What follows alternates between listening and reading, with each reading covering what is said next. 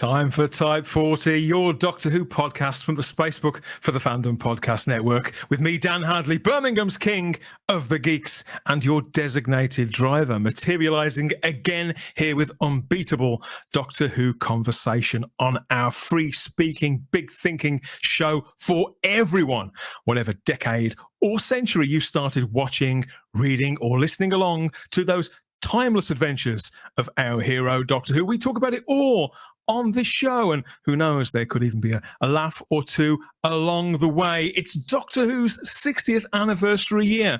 Come and step into our TARDIS here on Type 40. Yeah, here we are again, raring to go. How's it going with you? Yeah, me too. But the same as always. Never fear, Type 40s. Type 40s here to talk all things time and space. Just keep your ears and eyes open for the next however long. All part of our season of Diamond Reviews for Doctor Who's 60th anniversary, of course, and returning to the 21st century this time. It seems only right that I be joined by our very own English Rose and our doctor on call. That's Sarah Graham and Stephen Noonan back with me on the show. Hello, both. Hello. Which one's the English Rose? Well, I think that's me. The lighting seems to be making me glow here. No, it's Sarah, of course. Good Lovely to frock, see you, by the way. That's Yeah, nice. thank you. Yes. Just come back from holiday, I believe. I have, yes. Yeah. Very nice. Very, good. very sun-kissed, yes. If lots of planets do have a north, do you think that they're getting better weather at the very least, Sarah, up there? I think so. Yeah, judging by my holiday. Good stuff. So Lots of planets have a Birmingham. That's the question I want to That's know. it. Why has there never been a Brummy Doctor Who, for God's sake? We had Stephen? loads of Scousers, you know. I couldn't agree more. You're speaking my language. Look, if lots of planets don't have a Birmingham, quite frankly, I don't want to live in a universe that doesn't have a lot of Birminghams. No. Right. We're asking the difficult questions already, Stephen. How have you been the last few weeks since we last spoke? I think it was Doctor Who Podcast Day we last spoke. That was when we last spoke, and God knows when we actually recorded that. But Heaven knows. But heaven knows. But yeah, no, very, very, very busy, and very busy on a very, very exciting top secret project, which is very, very exciting indeed, for various reasons that I will be murdered if I mentioned what they are. we can't have that, can we? We wouldn't want any blood on our hands. No, very busy and very excited, but very excited tonight to be talking for the first time with you people about the 21st century. The 21st century incarnation of Doctor Who, which is sort of as exciting in its way as the classic series that I grew up with, if not more so in some ways, you know. Ooh, intriguing. It is weird, isn't it, Stephen? This production is nearly two decades old, and yet we still largely, as a community, as a fandom, and as professionals as well, I think most people still refer to it as New Who, don't they? It's weird. And it's as old. Well, I mean, relatively speaking, from now to when it started to 2005, that is how many years is that? 18 years. 18 years. 18 years. So you know, I remember season 18 of Doctor Who, you know, which is Tom Baker's last season. Only vaguely. Well, it seemed like, you know, the Middle Ages when Doctor Who had actually started. You know, the flickering black and white images of an unearthly child, all the scratchy footage that we had sort of, you know, access to them before they vid-fired everything. Looked like it'd been made hundreds of years ago. I suppose as well, if you think about it, TV between, say, the early 70s and certainly the mid 70s and the mid to late 90s didn't really change that much. It was even all still in 4:3, wasn't it? Widescreen TVs didn't come in until sort of 98, 99-ish. The time in between, since then and now, things have changed at such a faster rate, I feel. Not just what we watch, but how we watch it. Yeah. No, absolutely. It is another age, isn't it? certainly from the 90s, but before mobile phones and computers and all the rest of it. It's just a completely different world. But the television, the Doctor Who I grew up with, once we got colour telly after episode 4 of Revenge of the Cybermen, the clips of the black and white stuff looked as though they might as well have been made in the 1930s. Partly because the dock was so scratchy. You know, you'd see the clips on Blue Peter, the few clips you'd see of the Hartnell stuff seemed so ancient compared to colour TV. The technology seemed to have been a huge leap forward, you know, from the late 60s to the early 70s.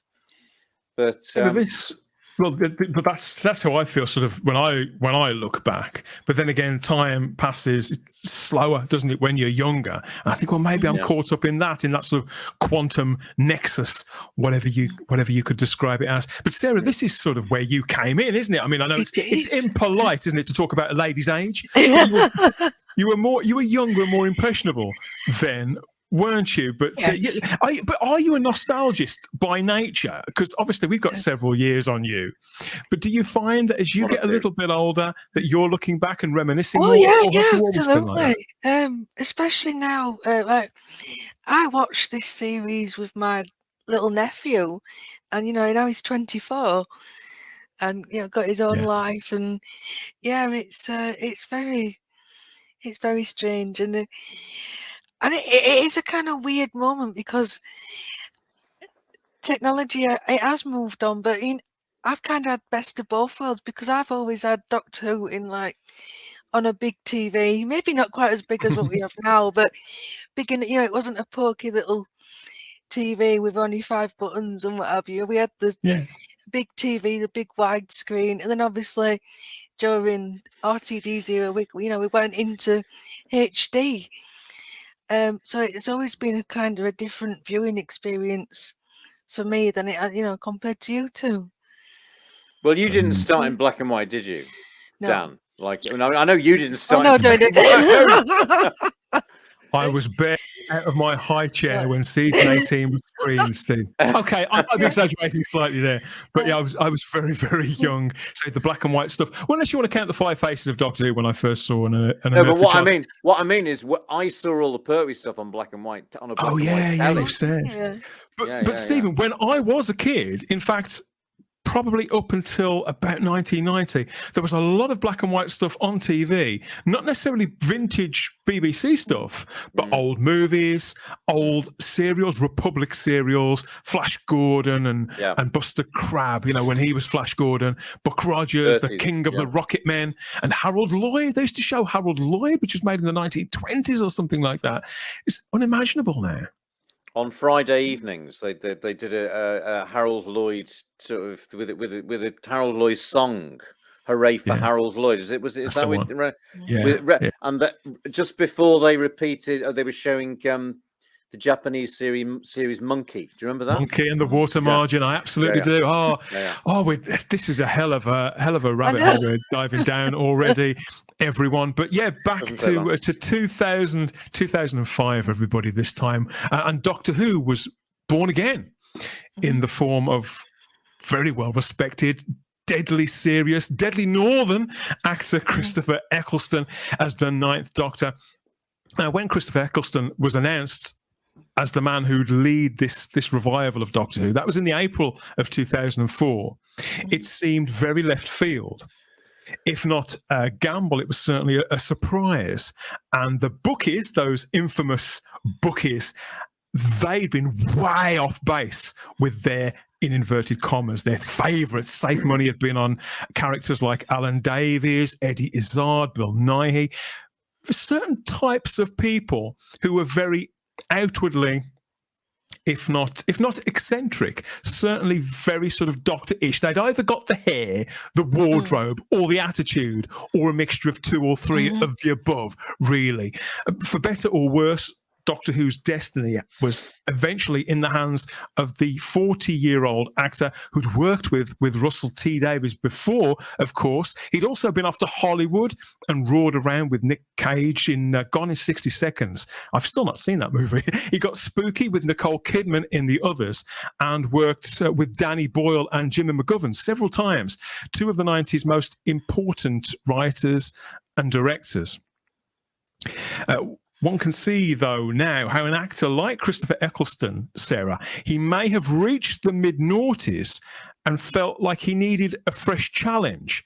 And by his own admission, the Doctor was unlike any character that he'd ever played. Had you ever seen this actor before when you started watching Doctor Who? Yeah, I'd seen him in Gone in 60 Seconds. It's really good film. You should check it out. I mean, I had to suffer through his performance of Jude at college. And oh God, it's depressing. Very good. That's the movie he made with Kate Winslet, isn't it? From they're the both 90s? excellent. Thomas Hardy novel. Yeah, it's very That's, bleak. in fact, isn't David Tennant in that with him? They're in the same scene, aren't Yes. Oh yeah. I'd forgotten about that.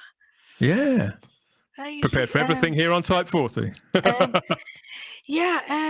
I'd seen him in the Second Coming, and yeah, a really good actor. You know, a big name, big respected actor. But obviously, I'd not really had any real thoughts because at this point, Doctor Who was really far removed. And I know the most I knew was probably Tom Baker. Being in Little Britain, I'm like, oh, he was Doctor Who once. He had the scarf and the jelly babies, and that's about kind of all I knew, apart from the Paul McGann movie, which obviously was a few years back. So it wasn't really something I was particularly thinking about until it was advertised. On the billboards and interviews. I remember an interview with him, which I think you're going to mention a bit, on the BBC Breakfast News, where he was talking about filming, and he was saying about the first day he had to chase a pig in a spacesuit. I thought, wow, this sounds really wacky. Wild. Literally wild. Yeah. This sounds interesting. I'm probably more interested in Billy Piper, to be quite honest, because I'd got poster over on my wall and I'd got all of his CDs, so that's kind of. Oh, really? You were a fan. You were a Billy Piper fan. I was a Billy fan. Okay. Yeah, I know all the dances. I hadn't got any of her CDs, Stephen, but I did have her calendar up in the toilet. I don't mind telling you. He always raises the tone. It really does, yeah. Raises it. Yeah. It could be said, Stephen, that Chris Eccleston taking the role of the Doctor, that could be a bit of a gamble. Not only had the show been off for such a long period of time, and it still had a kind of stigma attached to it. The papers were getting behind Paul Daniels to play this role, for heaven's sake. So there was that. So there was that. But Chris Eccleston with the lovely Debbie as his companion. That would have been fantastic. If only. That would have sold it for me. Absolutely. If she'd have done it in hot pants, obviously. But oh God, we've gone. I bring Jude. He brings hot pants and calendar.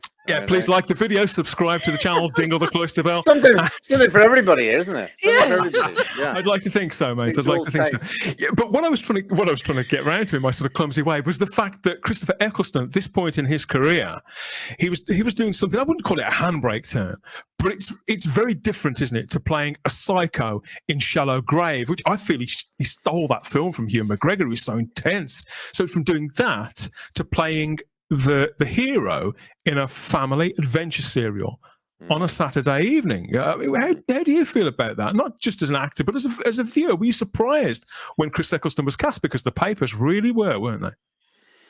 I suppose so. I mean, the whole business of the show coming back was a very sort of ambivalent making experience at the time. How do you mean by that? What do you mean by that? I suppose because I got used to the wilderness years, and something about it not being on the telly, and. Do you think we became, as a fan base, institutionalized by that? It seemed inconceivable it had become inconceivable through the 90s that it would ever come back. And that if it did come back, they'd probably make a hash of it. And so names coming through, and that Richard E. Grant was named a lot, as you said, Bill Nye was named a lot. And I just sort of couldn't get my head around any of the names. And then when it started, when it actually was on and Eccleston was doing it, I was working with David Warner at the time. And he talked about how I was doing production of King Lear with David Warner. And he was talking about how, he talked to them about doing it and how much he would have liked to have done it. And I remember thinking, well, he'd be great in an old school sort of, if you were thinking about how it was done in the classic era, to cast a really strange older man. Because Peter Davison has often said that David Warner, in many respects, would have made the ultimate Doctor Who, hasn't he? And he's not alone in thinking that. You can see that just as you describe. But as I was, talking about last time when you were on the podcast day one about the canniness of Davis and obviously all those other people, Jane Tranter and Lorraine Hegarty and Mal Young, this sort of cabal of 21st century, TV supremos who are absolutely determined to make this damn thing work to try. Can we redo that Hook on an early Saturday evening? And we've got to remember, looking at the documentation about this and the vetoes, the things that were absolutely verboten. We do not have some twonk dressed in Victorian clothes, with the eye candy dolly bird. We've got to place the companion center stage and get all those demographics of younger people and women, for God's sake, and anything to stop people turning over to what was on the other side, Anton Deck, wasn't it? I think on ITV. Anton Deck. And so when the name Eccleston arrived, I thought that's genius, even though aesthetically it wasn't what for me personally. Well, I just want them to go on making Pyramids of Mars and Talons of Wen Kang for the rest of the time. I want the Doctor to be a middle-aged, bloke with a posh voice, very Tom Baker, basically, in his early in the Hinchcliffe years, and a sort of permutations on the Robert Holmes Gothic horror thing. But that wasn't gonna win over the audience in 2005. So you get the actor, probably more than any other actor, associated with gritty drama. I knew him from Let Him Have It, which was a film about the Bentley and Craig case, like the bloke who was breakout role in many respects, wasn't it? Execute areas. God, look at him. Looks about 12. Wow.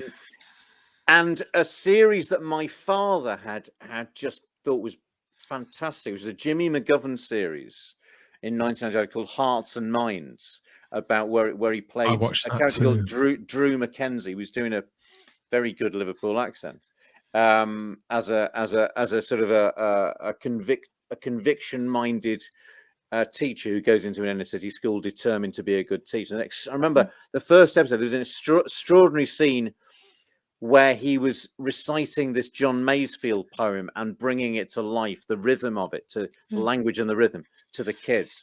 Electric performance. And so thinking about that and thinking, if you're going to try and make this character relevant to a modern audience, you probably couldn't do better than an actor like Christopher Eccleston, who has working class, social drama printed through him like a stick of rock. This is going to make people go, and make all those, old Supremos of the BBC, all the ones who cancelled it or whatever, sit up and take notice, and the audience take notice.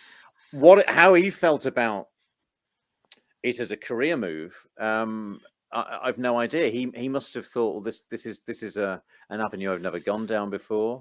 It must have seemed artistically interesting to. I think he talked about he liked the idea of getting involved in children's drama, or something that was something that wasn't hard hitting social realism. He liked the idea of acting for children, specifically for children, not families, specifically for children, which I suppose, again, I think we've spoken a little bit before. I mean, certainly you and I have, Sarah, and I think we have too, Stephen, privately, about this sort of mystique that we as the audience put around actors. And I think it was there, obviously, before social media and before tabloid newspapers. I'm thinking right the way back to proper old Hollywood in the 50s, where there were screen idols, that expression, screen idols. There's this mystique around them and around the craft of acting, which has absolutely sort of diluted a little now. But with a person like Christopher Eccleston, his choices were always, I wouldn't say they were particularly all over the map. I hope he wouldn't think this is a great disservice, but to the person sat on the sofa, there was a Chris Eccleston part. He's usually northern, very, very serious. And a certain kind of part that you'd always find him in, and he'd always be magnificent in them. But I suppose and he would inhabit the part so entirely, but to the extent that afterwards his name wouldn't necessarily, Sarah, it wouldn't stay with one after the fact. And I'm not sure whether somebody who's a craftsman working in that field, whether he would think, no, that's right, because I want you to remember the character, not to latch on to my star quality. That surely means he's successful, wouldn't it? Well, yeah, I would have said so. But yeah, I think he picked his parts pretty, he took it seriously. He wouldn't just take anything. He was always got that sense of pride, and that's why he tended towards certain projects. Well, there's two things. Well, that's Cracker, isn't it? And our friends in the north. Now, what's the timing of those two things compared to Cracker? Our friend in the north was 95, I think. That's right. It was probably just after that Hearts and Minds thing. Was the Cracker before that? Was that 94? Cracker was 92, 93. Was he it got that Cracker early? in the wake of the success of Let Him Have It. He was still a very young actor to be playing Detective Inspector David Bilborough in that. He was Cracker's superior, and that was where I first saw him. Took notice of him, but obviously they were. And he was killed off by Robert Carlyle, was he? Yeah, absolutely. Electrifying television. I rewatched it all quite recently. I was still affected by it exactly the same way. But Alan Bleasdale, Jimmy McGovern, these writers, they were right up there then, weren't they? I think they have peers, but I don't think they necessarily have any betters. No. I would put Russell T Davies probably in that bracket now, and maybe Alan Bennett and people like that, the tried and sort of tested names from decades before. But these writers, they're the ones who were riding the crest of a wave, weren't they, in the 90s? And anybody who got into their productions got eyes on them. It wouldn't say it necessarily made them stars and guaranteed them longevity, but enabled them to show pretty great range, Stephen. Is that fair? Oh yeah, absolutely. And Eccleston was inspired to be an actor by watching Boys and the Black Stuff as a kid, which was probably the defining early 80s left-wing social realist comedy drama, because it had sort of a comedic elements in it, but it was hard hitting, and it was.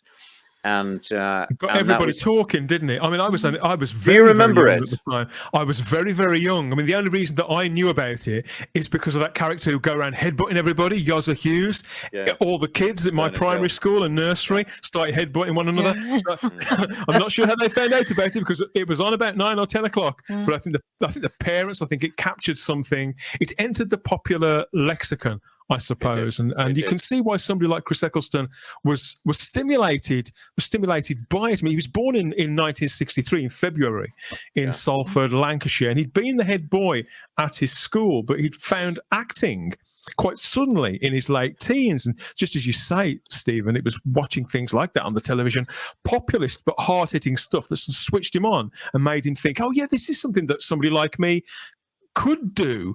And he found his way through drama school and worked in classical theatre for a time, which seems strange when you think about the things that stimulated him. He did end up playing in a lot of classical productions, but he would drift in between day jobs as well, Sarah. So he worked in supermarkets, he worked on the building sites, just like Tom did. And for a while, he was a nude model for artists. So he'd done quite a lot before that breakout year in 91. I think he did an episode of Inspector Morse, which I still haven't seen.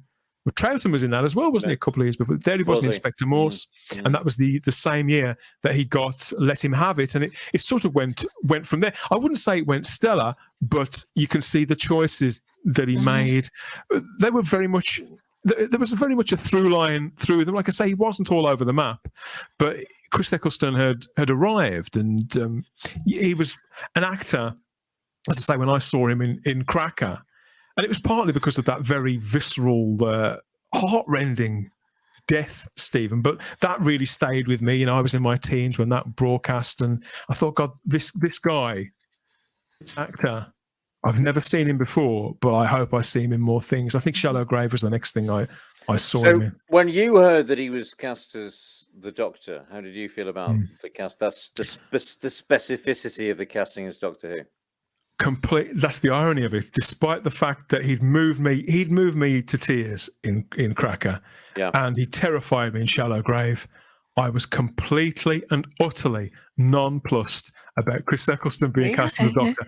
I just couldn't see it. I had no idea why they'd gone for him. I read about this on the BBC News website. Shows how times change. And I didn't see it on Blue Peter or on the news. I didn't read it in DWM or anything like that. I read it on the BBC's own website there. Shallow Grave actor Christopher Eccleston has been named as the new Doctor Who to front the cult BBC sci-fi show when he returns next year. So a simple couple of paragraphs that they set my imagination alight in some respects, but I was absolutely terrified by this because I liked him. I knew who he was, but I think I was in the minority and I couldn't see him as the Doctor. So how would anybody else? So I was fearful of this, Stephen. I don't mind admitting.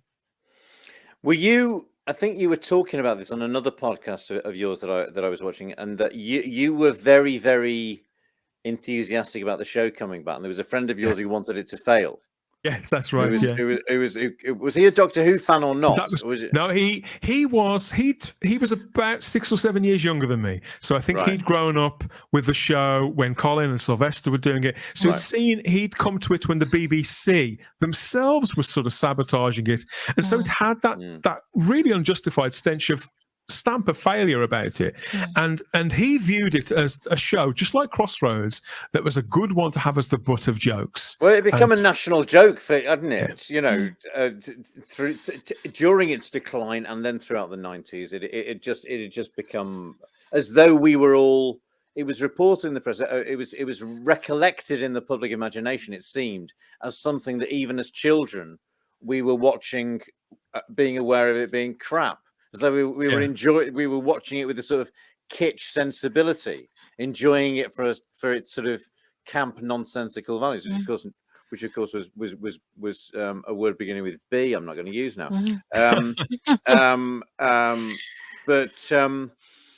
So you were very enthusiastic, and this is going to take off, and you had great faith in it, and then and then Chris Eccleston's name came, and you thought, hang on a minute, how the hell does that work?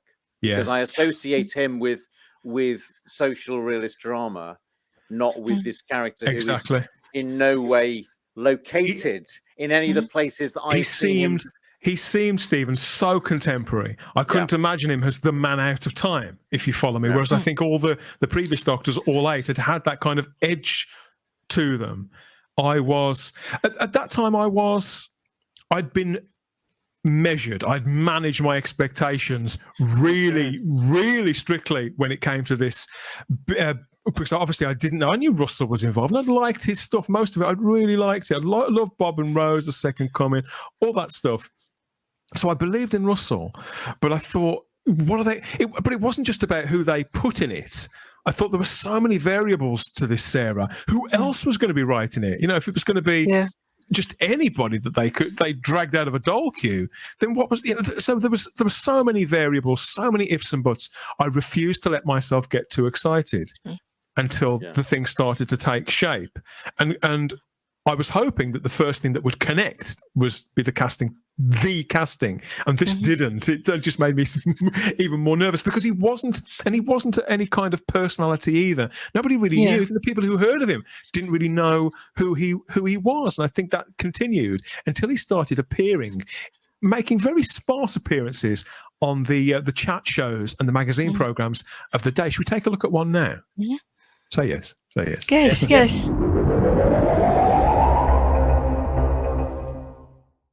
Passions run high in science fiction circles when talk turns to who has the necessary qualifications to play that Time Lord. Yes, Doctor Who is coming back, and after much speculation, it's been revealed that none other than Christopher Eccleston is to play him. Very good choice. I'll have to say that because he's sitting on a settee, but I think that anyway. Morning to you. Morning. It's his very first interview since the news was announced. Hello. Congratulations. Thank you. It's a fantastic job, isn't it? You must have been very excited when you were given that. I was very excited, particularly because of the writer, who's Russell T Davies, because I've always chosen my work on the strength of the scripts, and I worked with Russell on Second Coming, and I do think the most important thing about any television project is the writer and the script, and we've got some fantastic scripts. Very excited. Big shoes to follow in. When you look at the people who've done it in the past. Daunting? Not at all, no, because I know we've got the writing, and that gives me a safety net. If I have that to rely on. So I'm reasonably confident that we can do a good job and honour his past and also bring him into the 21st century, which is what we want to do. Well, how are you going to bring him into the 21st century? We're not going to wear scarves and hats for a start. Are you not? No. Big question. Despite your clip. You've got to have a thing, Christopher. Yes, you've got to have a thing. I've got a thing, but... Have you? What's your thing? Can you tell us? Off camera. It's going to be a surprise. I remember that clip. So you watched that at the time, did you? I did. And were you thinking, what was it, Dan? Were you thinking that accent? How can the Doctor be so specific? Because he's so Manchester there, isn't he? That clip. And I know. Okay, I'd heard him do like Hearts and Minds. He did a Liverpool accent, but he'd always had a working class northern accent. Whatever I'd seen him. Correct me if I'm wrong. Maybe there was maybe it was let him have it at Cockney. I don't think he spoke much, that character. But he was totally associated with very specifically parochial characters, wasn't he? And that was something in my mind. I thought, how is that voice going to sound like the Doctor? You know, but I was asking the question. Well, are my preconceptions of the Doctor too limited to an actor who has RP? Everybody who played it, with the exception of Sylvester McCoy, spoke RP, received pronunciation of some sort or another. I think I assumed that Chris would do that as well, or would do a version of that, even though I knew that he was. I think I had a feeling, knowing the sort of actor he was, that he would be the sort of who would be damned if he was going to do a posh accent, you know. But you see what I mean there. I mean, we see him there talking to the late Bill Turnbull, a lovely interview there. I always thought Bill was a class actor. He passed away not that long ago. Right. And Sian Phillips there on BBC Breakfast. Yeah. And that's the first time I think I got a flash of his personality, Sarah. He'd been kind of unknowable at that time. He didn't do they think it's all over, and he never did the continuity announcements on Ant and Dec's Takeaway, anything like that. And yet you could see there, and that was fairly early on, and I did see that there are flashes of charm. There's a playfulness there. I wouldn't say that he's childlike in any way. He's a grown man, and he's clearly very serious about what he does, and very generous and very humble. But he's razor sharp, and he inspires. I think when he clearly believes in himself and them that much, it couldn't help but inspire some confidence in me, just enough to take it up a notch or so. Yeah, I was going to say, did it help that because he was taking it so seriously? It did. Yeah. It did, and over time, obviously, you know, I think Doctor Who fans, a lot of us were kind of slow to drop our guards, really, and it's understandable now, of course, that it may be a bit of a crime, come to think of it, that the departure of the actor from the role sort of overshadows everything that he did back then, even now, all this time on. I found that ultimately, you know, it was a very focused and original take on the character. It was very stratified. It was beguiling in the way that you'd want this alien character to be. And it did take the audience, took us, both the new fans and the returning fans, I suppose. It had a kind of do or die feel about it, I think, Steve, and it dragged us along, didn't it, through those 13 weeks across that spring and summer of 2005. It was so heady. I never forget the day of the broadcast of Rose, and I was living in Highgate in North London, and Mark Elstob, who's, you know, works for Big Finish, have talking about a lot, you know, connected me to Nick Briggs. I was going round to him and his wife's house. We were going to watch the first episode. I remember this. It was a beautiful day. Was it May? Was it March the 26th. I'll never forget that date. Glorious, you know, early spring day or whatever. And I walked down Highgate, sort of north and hilly part of London. I remember walking down to Kentish Town, and there was one of those billboards at Kentish Town of Eccleston and Piper there, and thinking, this is the dawn of a new era for this program. Mark, who I was going round to watch it with, had been at drama school with Christopher Eccleston. Really? School.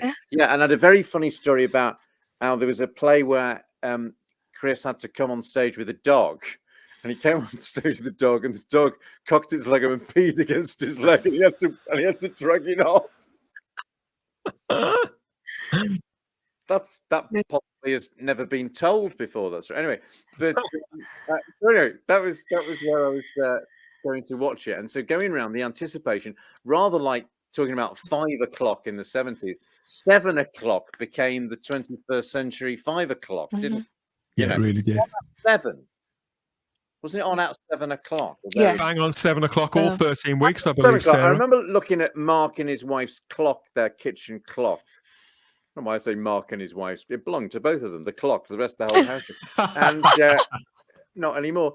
And yeah, watching it ticking around, getting very, very excited. And I'd already seen the title sequence, and having been blown away by what a great homage that was to the Tom Baker title sequence, which was their cue for it and everything, and how it brilliantly melded Delia with the orchestral elements and beefed it all up and everything. It was just perfect. I don't think it's been bettered, actually. Probably not. No, I don't think it has. Looking back, probably not. I don't think they should ever have changed it. Anyway, and then, you know, it's starting, and there were moments that were sort of, I was going, yeah, and then it would go, oh, you know, because, you know, I so wanted it to be perfect, and it couldn't possibly be. And it was trying to do something in 45 minutes and getting that new audience over and that young audience and stopping them from turning over to Anton Deck or whatever. But there were bits, the burping bin was a shock. That was like, oh no, don't do that to me. I wanted it to be taken deadly serious from start to finish. And that was my hope with Eccleston, that it was going to be, you know, an intensely seriously taken piece of drama, as it was in my recollection of Doctor Who at its best. But, you know, it was trying to tick so many boxes. And I remember getting to the end of that going, okay, yeah, I'll have to watch this objectively. I'll have to not get involved with it. I'll have to try and be analytical about it and look at it as a sort of a media studies exercise. How did you get on with that? Did it work? Well, funnily enough, the one we're talking about tonight was one where I didn't have to, you know, bolt on my sort of protective, you know, armor, because at times it would entirely seduce me, and other times it wouldn't, and I'd be taken in and out of it. But this, because the one we're going to talk about tonight was doing something that the old series had never done, never tried to do, and was doing it really and playing to the strengths of the actors. I thought, oh, there's value in this revived series, things it's doing that the old series didn't, and that's that's fantastic, and I'm really excited to discover new dimensions in this program that I thought had exhausted its entire arsenal, and it hasn't. And yet, from that moment on, and it didn't matter whether you were with friends or with family or with one's children, whether you were watching it with a tongue in your cheek, expecting it to fail like my old friend, or whether you were, willing it to take flight, Sarah, it did, from the very first night, get people in front of the television again. More often than not, when I speak to people and hear anecdotes, Stevens, you hadn't told me that before, people connected and gathered together to watch this show come back, didn't they? Yeah, absolutely. Well, maybe Sarah can tell us about what it was like to see it as somebody, a young adult or late teenager. Or surely you're a child. I was 19, bless you. You were at university, weren't you, when this was premiering? Yes, so I was in my student digs. Yeah. Really annoyed my friends because we were supposed to be organising to get out because it was a Saturday night and lovely weather, and I was like, no, I want to see what this new show's about. What was it that lured you to it then? What was the Trip of a Lifetime trailers that they did. Right. Yeah. I just thought they were yeah, great, weren't they, those trailers? they were from both perspectives. Do you want to come with me? We're going to go on this adventure, and then Rosa's side, I've got a job, I've got a boyfriend, and then I've got the danger. I just like, this just sounds really cool and really interesting. It was so simple, wasn't it, Sarah? A way of appealing to people, of connecting with people. You could immediately imagine that it's not that they were you and you were them. You could think you were in their position. Everybody knew a girl like Rose. Oh yeah, absolutely. And when it first started, she's in this job. She's not particularly happy. It's not a particularly exciting life, but she's getting through it. And then all hell breaks loose. And it was just so well done. And the way it kind of, there were that trail of breadcrumbs. Who is this doctor? And finding each other again, and him tracking him down and meeting Clive. And so you've got that element of mystery. And then obviously all the saving the world, and and Rose gives as good as she gets, as she's part of the solution. And it's just that ending part when he asks her, do you want to come with me? And she says no. And I've spoke before about what are you talking about?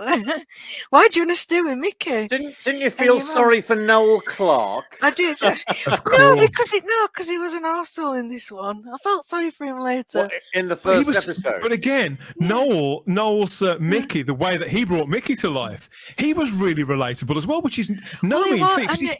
He spent half of that episode as an automaton. He wasn't even actually playing Mickey. Yeah.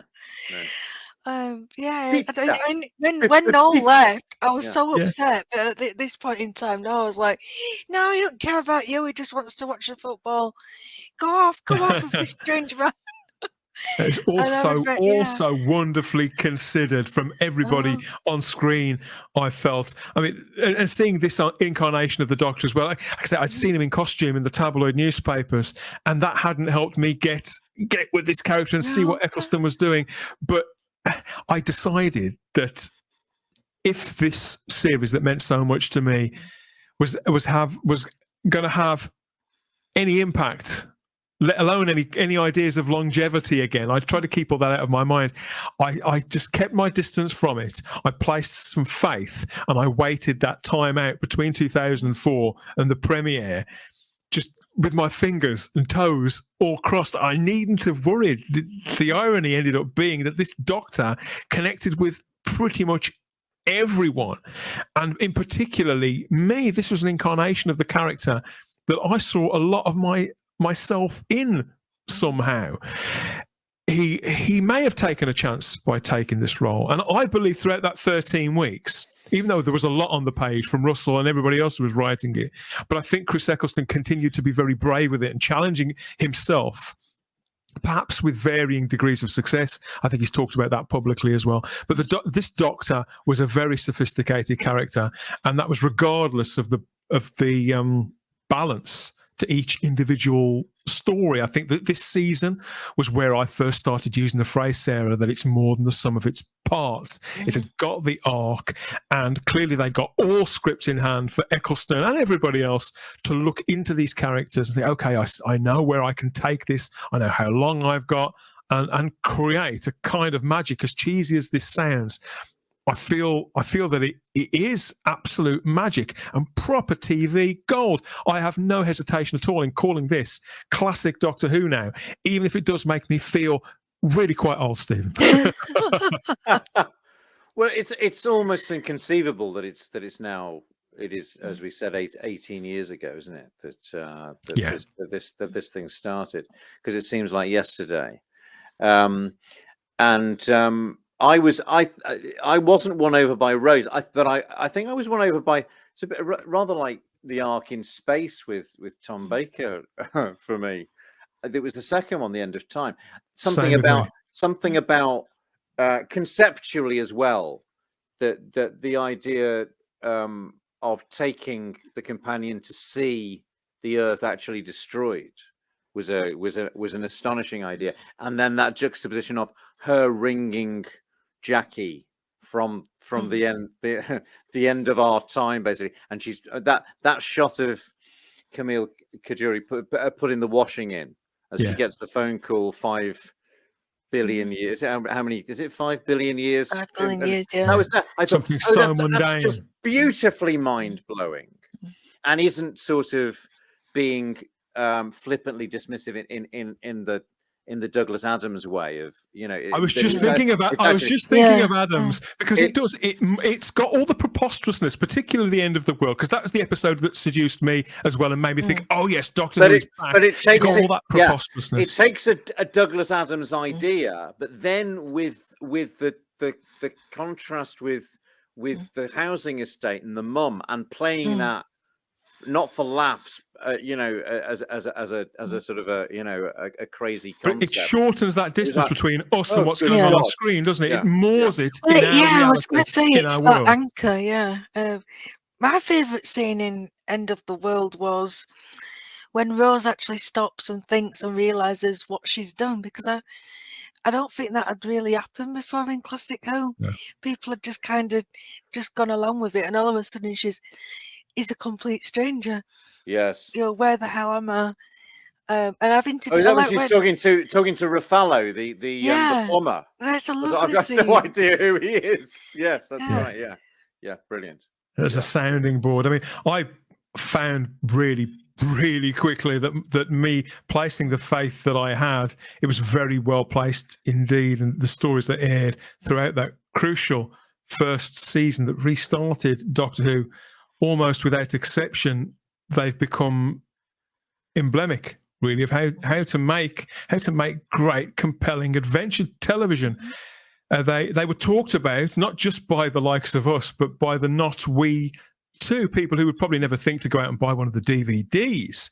Maybe they don't own a box set. Some of them might not have even watched it in the years in between. It was cool to like Doctor Who. It was very, very cool, and those things have stayed with people. Yeah. How many times do you still hear, "Are you my mummy?" It is almost up there with Exterminate. Oh yeah.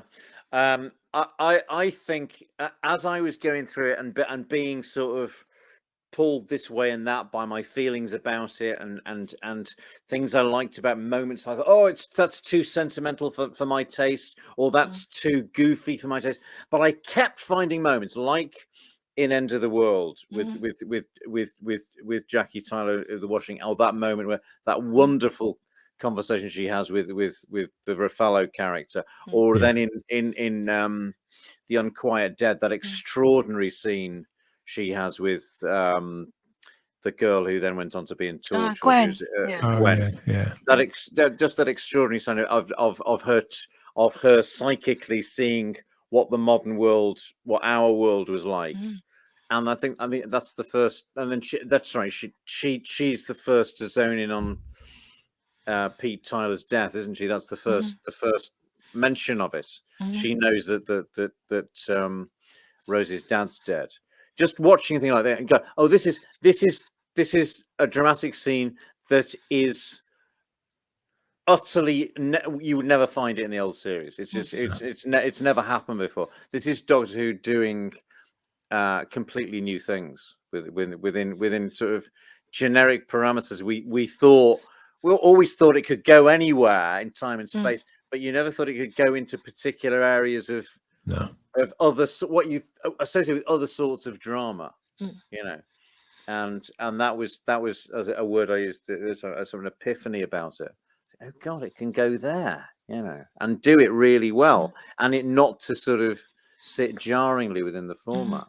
They did it the very very best they could, I think, Sarah. And there were time constraints to this, just the same as there'd been in the classic series. There were still budgetary constraints too, and actors' availability, and all manner of things. As it turns out now, as the books are finally being written about the dawn of New Doctor Who, there were so many pitfalls, I suppose, and things that they learnt on the fly. But to us, over that 13 weeks, getting this whole era in effect in such a small period of time in these tightly knitted together episodes, it just feels really, really special, doesn't it? Probably special in different ways for all of us, maybe. Yeah, it's such a... I think because it's just that one season, unfortunately, it feels very self-contained, and it does almost feel quite, it's its own thing. Yes, it's part of New Who, but it's its own special thing as well. I have such sentimental value for because it was the one that got me back, but just memories of the time, just becoming absolutely obsessed with it every week and making people watch it. Like that, after Rose, and I watched it again when it was repeated on the Sunday, and then by the following week, I'd got my family watching End of the World, and I got my nan, my nephew, so completely different, and it became a regular thing. It was right, we'll have tea, and then we watched, and we did that for the full 13 weeks, and it was lovely. And we're going to be focusing. And we're going to be focusing on one particular chunk of this lovely special time in Doctor Who history, as always, on this edition of the show. That's after I remind you that if you'd like to do some real time traveling of your own, each and every edition of this show, past, present, and future, is just a tap or two away on the device of your choice, but only if you know precisely where to look. There's masses of reviews, previews, interviews, geek outs, and deep dives, all with our regular panelists and some pretty awesome guests. There's something for every fan over at type40.podbean.com.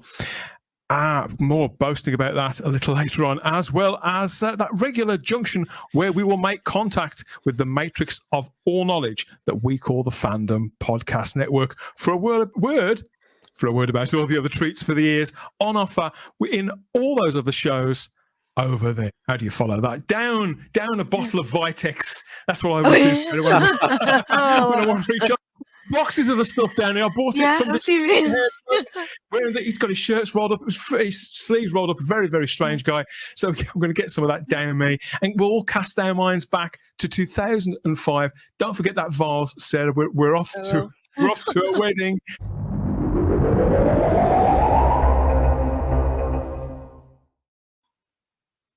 Yes, we're talking about Father's Day, broadcast on the 14th of May 2005, starring Christopher Eccleston and Billy Piper. And if it's been a while since you've seen this one, over to Sarah. She's going to fill us in, remind us of the plot to this episode of that first season, Doctor Who's big comeback year, all the way back in 2005. Off you go, Sarah. Okay, so the Doctor and Rose return to 1987 and the scene of her father's tragic road accident. But when she interferes in the course of events, the monstrous Reapers are unleashed upon the world, and a wedding day turns into a massacre. Even the Doctor is powerless as the human race is devoured. Bum, bum, bum. Beautifully read. Yes, fabulous stuff. It's very Russell T Davies, isn't it? That passage there. But the Very much publicity so. surrounding all of this, it wasn't just what was on screen. Everything about it, wasn't it, Stephen, dragged people. I think it was impossible to be apathetic to the comeback of Doctor Who, partly because of the language that was involved and the promotion. Yeah, and those trailers were fantastic, weren't they? And I remember the first one I heard when I heard Billy Piper saying there'll be monsters, and I got this sort of chill of like, oh my god, they really are taking this serious. I could tell by the tone of it that they were probably going to get some of it right. And there was a beautiful moment I was on a train. I was doing this play in Chichester. I was back and forth on the train, and it was somewhere in the middle of the season, and there was a kid said to his mum, "Are we going to get back in time for Doctor Who?" And to hear a child say that, very nice again, was just, oh god, it's happened again. Like something I never ever expected to hear anybody say again. And probably hadn't been said quite very much in the 80s either. Perhaps not.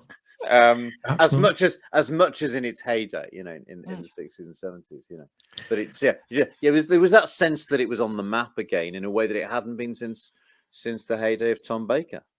Almost overnight, it was a sensation, and that was astonishing. And this was the 8th episode of Series 1 of Doctor Who, written by Paul Cornell and directed by Joe Ahern. Now, Paul Cornell, this was his first credit on the show. He'd won a Young Writers contest for the BBC back in the early 90s. And shortly after that, he started writing on those Virgin New Adventures books, if you remember, that continued the story of the 7th Doctor after the telly stuff had stopped. But then he went on to write for television on Children's Ward, and various other shows followed. This was one of only 3 episodes that Paul Cornell has written for Doctor Who on screen.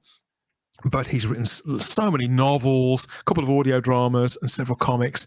But he's also written on the soaps as well, Coronation Street and Casualty and Doctors, as well as other adventure series such as Robin Hood, the BBC's Robin Hood, from around the same time, and Primeval. And he eventually worked on the American show Elementary too. So he's done very nicely out of Doctor Who. I think it propelled him to the next level. He went on to work for Marvel and DC Comics too, working on some of their most iconic titles. And now I think he has a podcast. He's a podcast that talks about Hammer horror films. So Paul Cornell's done a bit of everything. Whereas Joe Ahern, he's an Irish television director and writer. And again, he's worked on several fantasy shows. He worked on Ultraviolet for Channel 4, which I think had got Jack Davenport and Idris Elba in, amongst other people, and something called Apparitions, a sort of spooky thing. I think that was on ITV as well. And he wrote the screenplay to Danny Boyle's film Trance, which I still haven't got round to seeing. But both of these two guys, they were integral, I feel, to the success, the stylistic success of New Doctor Who, Sarah, right from the start. I agree. Well, I mean, Paul Cornell, I grew up watching Children's Ward, so that would have been my first thing from Russell. So I was quite familiar with that. And yeah, Joe, some of the creative choices in this, because it really is it's a simple story, but it isn't a simple story. With the other parallel universe, time travel, and the consequence of messing with time. It is quite a heavy subject, but it's presented very accessibly, and just that little shot, just like the point of view from the Reapers, the absence of people. I mean, that playground scene is absolutely terrifying. There's lots of stuff in this, Sarah, I feel, which, as you say, the bird's eye view of the Reapers coming down and sort of snatching people when it all goes blood red. That was hardly original in the grand scheme of things, but these are cornerstones of adventure television. But we'd never seen them done on British television before, or certainly not for a very long time. Somebody said there was similarity between the Reaper vision and stuff in Survival. The cats, the Kickling, the cat, which is not Yeah. that sort of vivid in my mind, that late 80s stuff, but no, it was the way that moments like it's a little Mickey being left on the swing or whatever was wonderfully potent sort of emblem for that sort of. There was a day I was left outside a very large co-op near where we lived, reading the Green Death novelization, which had just come out. My mum said, "I won't be a minute," and then the sun had gone down. I was so immersed in the book, and she disappeared. I ran into the co-op and eventually found her. That awful moments, we must all have had them when we thought our parents had disappeared, you know. And it's evoked in that moment, isn't it? Where they gradually disappear. I've had that from both sides as well. When my Yeah. children were young, I thought I'd lost them several times. Casey Dyer plays Oh, have you? young Thankfully, Mickey. that hasn't happened to me. Thank God. Yeah, It's you go cold. Casey Dyer plays young Mickey in this. It's quite a big cast as well. There's some great actors present. We've got several people we've seen before or would see again. Come to think of it, for example, there's Camille Kaduri. She again plays Jackie Tyler. So we'd met her back in the first episode, hadn't we? And every time she appeared, it was very memorable. Even when she hadn't got necessarily much to say or do, she had great moments, and this character was so well realised that even just 2 months into the show, in week 8, this was a character that we really felt that we knew. We had Julia Joyce played young Rose in those establishing scenes. We've got the actor Christopher Llewellyn playing Stuart. Frank Rosalia Green played Sonny. Natalie Jones played Sarah. And Erilise Bellin played Bev, with Rhiann James as Susie. So they were all attendants, weren't they, to the wedding that they congregate to go to as the sort of the framing sequence, I suppose, for this entire story. So it all rips along. There's lots of adventure, lots of momentum. There are tears shed, and there's even an element of horror too. I feel that this has sort of got something for everyone. And the Doctor, very much at his heroic best, I think. According to the producer, Phil Collinson, Russell T Davies, he came up with the concept for Father's Day at a very early stage when they were putting the show together as an irresistible sort of time travel story. In the previous episodes, they'd established why Rose was worthy of being the Doctor's companion, hadn't they? And I think by this point, they'd started to unpeel her in a similar way that they were doing the Doctor.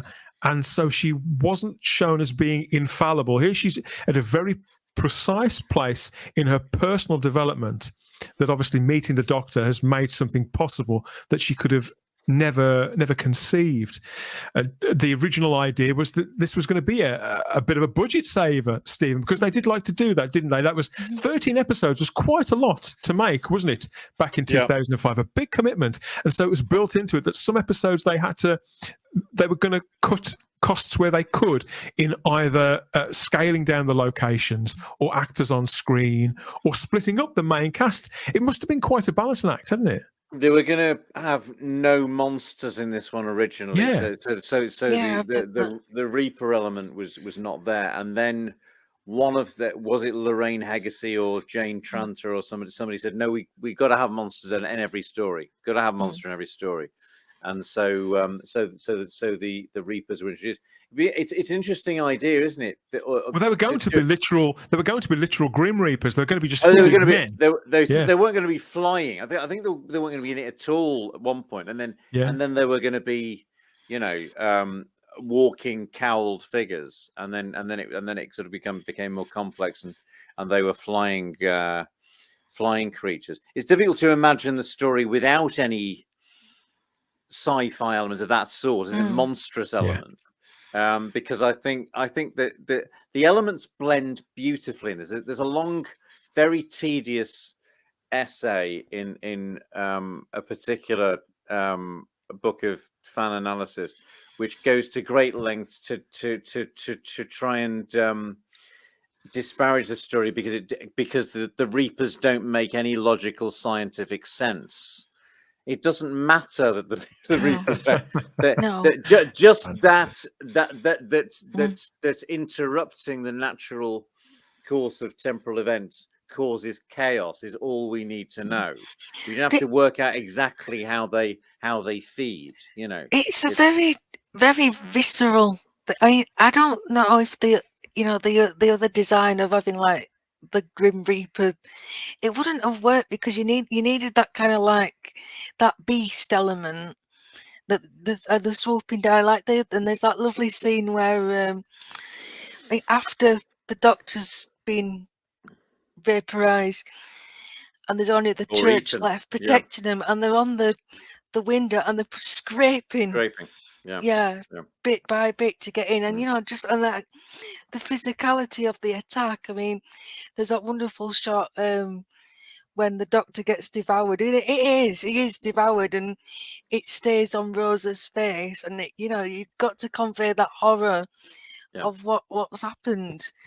And that... she's horrified, isn't she? Because she's known the Doctor's been in danger before, and she's seen them both. She's either been with him shoulder to shoulder when they're against the Gelth and things like that, or walled up in Downing Street. So she's been in intense situations with him before, but he's always been able to pull something out of his pockets or up his sleeve or to say something. But here he's pinned down just like everybody else, isn't he?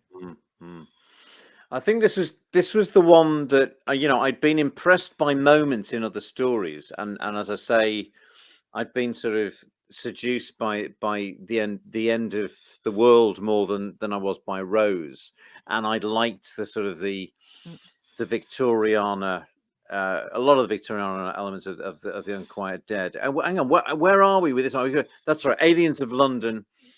I think this was the first one where I thought the concept and the design all worked, flawlessly for me. I think because the idea of trying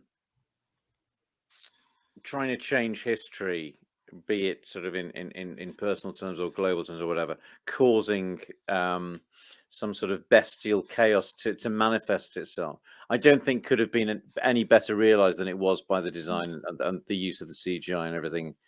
And the manifestation of the Reapers, but the fact that all along it was putting the human story and the performances center stage, and all those elements blending perfectly. But the important thing with the story was the writing and the performances, particularly of Billy Piper, and Sean Dingle is just mesmerizing in that part. Just this is Billy Piper's personal favourite episode, certainly of season 1, and obviously she gets a lot to do. She gets to dig into the character, doesn't she? And just as you say, I mean, it is very, very contained, and it was all shot in Cardiff. They just needed to do a little bit of dressing there, Sarah, to a few streets and a church. They had to take down satellite dishes and things like that. But other than that, it hadn't really changed a great deal. So they had to evoke 1987, and they do that beautifully, don't they? With this track, "Never Can Say Goodbye" by the Communards,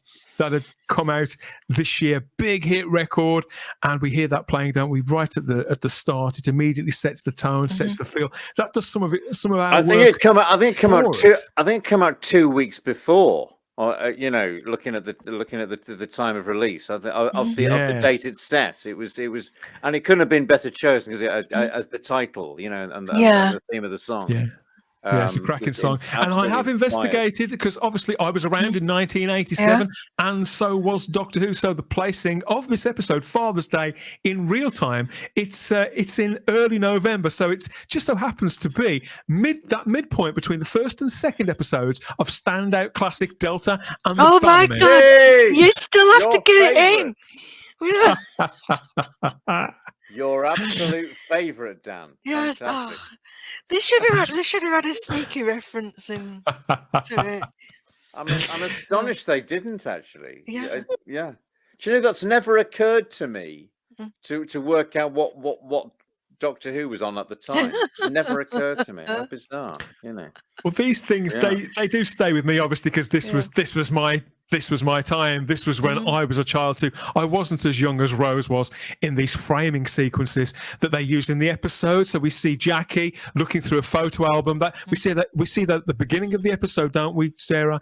And we go back to it at the very end too. I think this is the first time, correct me if I'm wrong, Stephen, that we'd seen Doctor Who sort of play with the narrative like this. I know it's hardly Quentin Tarantino, but this framing sequence of a story within a story. Well, I think it's certainly one of very few instances where there's a narrator, and it's certainly the first story, the only story in my memory where the companion narrates. Maybe there are later instances. Marco Polo narrates a lot of Marco Polo. There's the Tom Baker intro to Deadly Assassin, isn't there, with the scroll going up there. I can't think of. I'm not sure if there any other narrated instances. Little bits and pieces, but I like how it switches from her conversation with Jackie in the past with her mum on her bed to her talking to the Doctor in the low lights of the TARDIS and just explaining to him something that she'd like to do, somewhere she'd like to go, Sarah. By this, they have clearly been travelling with one another for a while, because obviously she'd been back to Earth and grabbed her kit. She'd moved in, hadn't she, after World War III, and this is an unspecified length of time afterwards. Do you think the characters, by the time we see them and by the time that he does take her back in time to see her parents' wedding, do you think they're changed just in the 8 weeks in between? I think so, and it is alluded to that they've been travelling a long time. They're a lot more comfortable with each other, and the conflict, that was a big draw for me for this one, because I'd never seen that before. I mean, I wasn't used to Tegan and other people talking back, so this was the first time that they had a proper argument. What was all that about? And Rose was giving. They weren't just arguing, weren't they, about what day of the week it was? This was a real point of contention between them, and the possibility of a betrayal of trust. Those are deep topics as well. Those are thick concepts. So you've got to be close. You've got to have that level of friendship to have that level of conflict. And again, Rose steps up. When she's arguing the point she's making, so it's all right when you go back and you save people. She's no longer. I mean, they're both equal at this point. And she's right, it's a rational thought. She honestly she don't think that she's done anything wrong. And then it was quite upsetting at the time. Like, I don't want these two to fall out. He's not really going to leave her. Like, of course he isn't going to leave her, is the Doctor. But it was, after seeing them together for so long, that I'm being, this perfect dream team, to see it fall apart, and and there is that little. It's so harsh, isn't it, Sarah? And there's that inkling of, has this been in her mind all the time? Because I don't want to think that about Rose. I don't think Russell ever. They never nail it down, do they? They never say one way or another. I think it was just an opportunity of Rose. I don't want to think that of Rose. But it is. I don't think it was. I don't get the sense it was. I think something that gradually just occurred to her as they were traveling, that this might be a possibility. It's interesting looking at those stills there, and they brought back my initial response to the episode more than actually rewatching it, because you get sucked into where you are now with something. And I was remembering how I was feeling as I was watching it, and because a lot of the time with this, when it first went out, this series, I was watching it very, very objectively and analytically. I wasn't being. So I was going, oh, that works. I suppose from an acting point of view. And going, that choice works. That remember that thinking things like the benefit of having the money and the facilities to do a shot like, and I think this is probably Joe Ahern's first because he directed Dalek, didn't he? You don't see the interior of the TARDIS in Dalek. I think That's his right. first one was Dalek. This is when she's asking Eccleston, you know, oh, do you think I'd go back and see my father? The camera starts close onto him, and then as she's talking, the camera pulls back That's right. to reveal the vast interior of the TARDIS, which I remember at the time thinking, oh, that's brilliant that you could, you know, there was never a shot like that in TC3 in the old series, because the set was about the size of this room, you know. But that to sort of have that, you know, parallel the idea of what the TARDIS can do and the vastness of its capabilities compared with this finite desire that she has. And then there was the shot of when you were talking about how you felt about you know, Sarah, about not wanting them to fall out. You know, I remember that scene in Pete's flat when she's done it, and Eccleston gives her the stern look. And I remember that when I first watched it, I feel this less now because of all these associations we were talking about. All the associations we were talking about Eccleston's association with particular sorts of drama. I'd still got very much in my head him playing that teacher. I'd still got in my head that the Doctor should be somebody who doesn't speak RP, who does speak RP. I was hearing quite a patrician character. I was hearing somebody from a very particular place, from the north of England, and I kept being taken out and think, this isn't. So when he's being stern with her, I remember sort of a little wry smile playing in my mind or whatever, of it sounding like he sounded like a stern teacher talking to a pupil. It is all very. I've told you, Tyler, you're getting a week's detention, and if you try to save your dead dad one more time, you'll be right in front of that bloody headmaster. Well, Never mind your excuses. That was what I was Travelled back to my school days. the script isn't florid in any way. That is how regular people talk to one another within families, within a dynamic like that. That was another part of the remit, wasn't it? There should be no florid language. The Doctor shouldn't be using sort of, you know, multi-syllabic words. That scene is probably my favourite of all of season one. And the line when she says back to him, he goes storming off. You know, he has the TARDIS key back from her, doesn't he? And she says, well, you don't scare me. The idea that he would leave her behind, you don't scare me. And it's the line, I know how sad you are. That's really deep. And you'll be back in a minute, or you hang around outside the TARDIS and you're waiting for me, pining for me.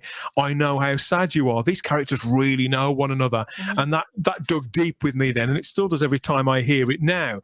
And the way they perform it. And that scene that you talked about earlier on, Stephen, it's really, really intimate. What she asks of him, she asks it face to face. I get the impression that she's never asked particularly anything of him before. And so, you know, this is my best friend. Why wouldn't I? I'll do this. I can trust this person. It's fine. I'll be okay. She'll listen to me. But obviously, then things go very, very pear-shaped. As they were inevitably going to. It's interesting. It's spectacularly reckless of him, isn't it, to do this? And it does make you wonder. I mean, would he not have it in the back of his mind that it was a possibility? I've always thought, because you know, he knows. So, you know, he's pretty grounded and a good judge of character. It wasn't a possibility at all that she might crumble, especially after that. When she has to try again, you know, and you get that close-up of his eyes, like he knows this is a bad idea. It always fascinated me.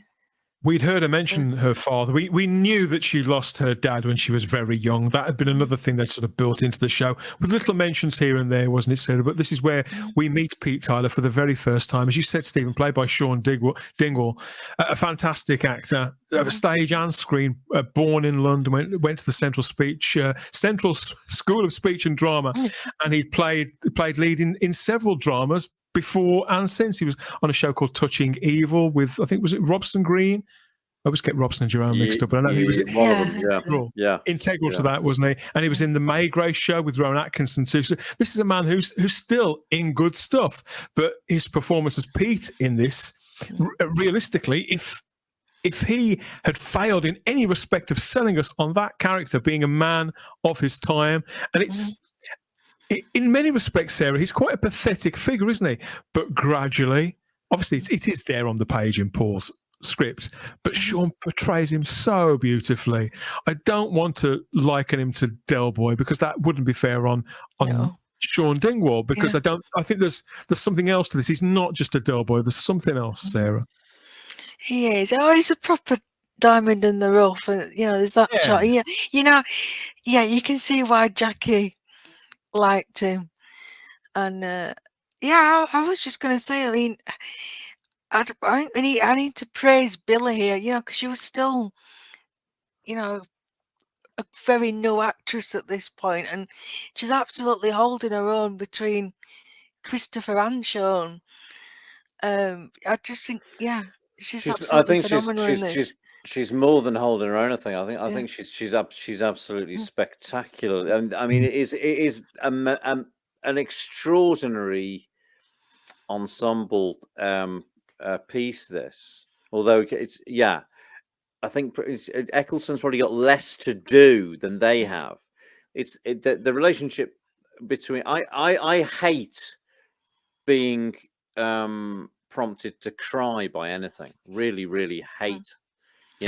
Feeling lachrymose, but it does it every time. This thing, And I thought, I wonder if I'm going to cry this time, and every bloody time I do.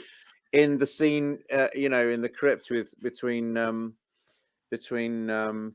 Billy Piper and Sean Dingwall, it's just absolutely real. And so little is said, isn't it? And she's not flood of tears. There's just a trickle, and we don't. I mean, all the way through rewatching it again, just the precision of the absolute precision of the emotions when she's watching them have that row outside the church. When she says, "No, you get on." That sort of the disintegration of the fantasy idea, because she'd romanticized her father and mother. Fate hadn't taken her father away from her mother and her. And he doesn't play around the thing about the duffel coats and everything. And it's also round about this time of this talk about this word that's quite a recent word, isn't it? Relatability. People like to talk about whether something's relatable. And I'd always thought I was a little bit aloof to that sort of response to things. I was just analysing things from a distance. But there's something about this story, because my dad died in February of 2005. And I was going through, as you have to do when people die, going through all the photographs and seeing my mum and dad at various stages, all with me when I was a kid and everything, and that sort of that yearning you have for them to come back, or to somehow to step into those photographs or whatever. And this story has that quality, doesn't it? Aside from the sci-fi element of that's what happens when we see old photographs, and there she is in those scenes, having that experience that we have in our imaginations when we look at photographs, or we lament somebody who's gone. And I was just astonished by how powerful this story was, regardless of what it's actually about thematically, just how it evoked those feelings in me. About my own family. Completely agree. When we last spoke, Stephen, you and I, we talked about the Doctor and about the casting of the Doctor. And I told you, didn't I, that I know a lot of Doctor Who fans. There's a proportion of Doctor Who fans who, for them, it's almost inconsequential who plays the part of the Doctor, because the Doctor's always the same. It doesn't really matter who wears the coat and who says the things and flies the TARDIS, because that proportion of the fan base are only there for story. And they do tend, and those particular breed of fans do tend to be very well read, very literate people, and they are there, Sarah, for the story alone, for the narrative to be spun a sci-fi fantasy blended story that they can't get anywhere else. I've always known a chunk of fans like that. And I did then back in 2005. And when this season was airing week by week by week, all of those fans, that particular kind of fan, they all hated this. And Really? most of them, because there's a couple of them I still talk to quite a lot, and most of them still do count this as like, oh, it was the worst episode of season 1, and certainly one of the very worst episodes since it came back. Because to them, obviously, I wouldn't say there's no narrative to this, but the narrative, the story, the threat, the typical Doctor Who threat of the monsters and the running around, that comes very secondary, doesn't it, to the character interplay. I think this, as you said, Stephen, this is something the series hadn't done before. It switches up its priorities in a way that shows like American shows like Buffy had done very, very successfully. I know Buffy wasn't the first to do that. I think various sci-fi shows had done it, and certainly a lot of obviously shows that are driven by human interest stories, they do it all the time. But these are sort of fans who are worried about whether the Reapers are bacteria or antibodies, and how exactly the science of that works. Perhaps. It's just it's interesting to me that it's the same fans who say things like, I don't really care who plays the Doctor, or does it really matter? And the same fans who really took against this and still will go into a good 10-minute rant about how this is just soap opera nonsense, and they just dismiss it instantly. Does that sound strange to you, Sarah? You've never come across that? No, never. It's probably because I'm a woman. I'll say it. Well, yeah, but it was the human interest. Sarah, I think it's the fact that it was set out, just like Stephen said, to make them feel something, and they weren't accustomed to that. I mean, that may sound patronising, but I have to speculate like that. Sorry, what were you saying? Sorry, Sarah. I'd already been invested, because obviously at this point, we're into week 8, completely invested in both these characters, in their relationship, and it's purposeful, isn't it? It's doing it deliberately. It knows what it's doing, and it doesn't, it really pulls on your hearts. But I don't think it does it like it's not mawkish in any way. No, it's I mean, it was just the right level. But yeah, it just, for me, it all made sense. I think when these fans saying about it doesn't make sense, so I think it does. If you were presented with this opportunity, you would take it, and everything that Rose was thinking and feeling, that is completely relatable. The fantasy of what her parents were like, and then seeing a disappointment, and then seeing them little snippets of what it's like, and just there's something really heartbreaking, when she's trying to protect Pete, and she won't answer his questions about what it looks like in the future. And, there's just little glances between them. I mean, and if that's all it needs. Sorry. And but I mean, and everything that, like, then the supporting stuff, like the couple that's getting married. I mean, we and Stephen have talked about this before, but there's that lovely scene where Stuart and Sarah say, can you save us? We don't know what's going on. Yeah. And they don't think they're important. And there's that lovely speech by the Doctor, and it's such a Doctor moment. That he values every human. And there's another bit where when Pete realizes that he's meant to die, and he says, that's why I've never done anything with my life. And the Doctor says, it doesn't work like that. And, he appreciates all the little things. I just think there's so much going on in this story, not just the emotional stuff. I just feel like these fans are missing out. They really are. And you're right. In the Doctor himself, Stephen, in this, he's dialed back quite a lot. He's sort of on the outskirts of a lot of it, isn't it? But the things that he does say and the things that he does, they're very precise, aren't they? Like the little exchanges, the glances between him and Pete. It doesn't work like that. It's very no nonsense. Yeah. It's interesting. Just going back to what Sarah's saying there about the bit about the getting the taxi at 2:00 in the morning. And it is a lovely moment, and of course this is stuff that plays very much to Christopher Eccleston's strengths. You know, the social. If they'd done this sort of stuff, which dealt with human emotions and people's ones, and they'd done it badly, you know, and it had become mawkish, then, you know, that would be lamentable. But if the fact that it's done so well and so precisely, I found mesmerizing at the time, and I find mesmerizing now. And there's something about this recurring theme in this new series about the giving value to ordinary. There's no such thing as an ordinary person. That's that sort of that genuine egalitarian message of the program that which I think is a good one, and they, you know, it could easily become trite, and I think certainly in this first series and certainly in this story it doesn't. And it's framed in a very broad way, isn't it? But then again, the show was for a broad audience, for a mainstream audience.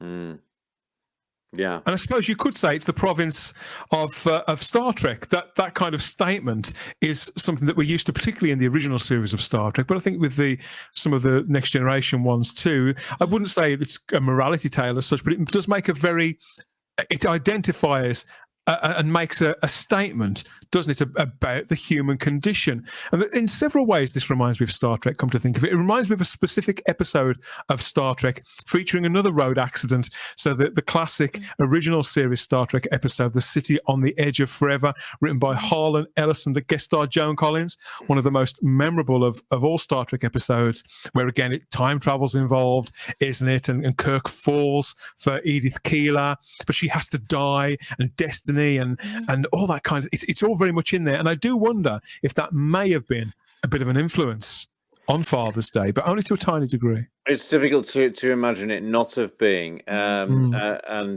because as I recall, doesn't she, if she lived, she would have set up a pacifist organization which would have delayed America's entry into World War II.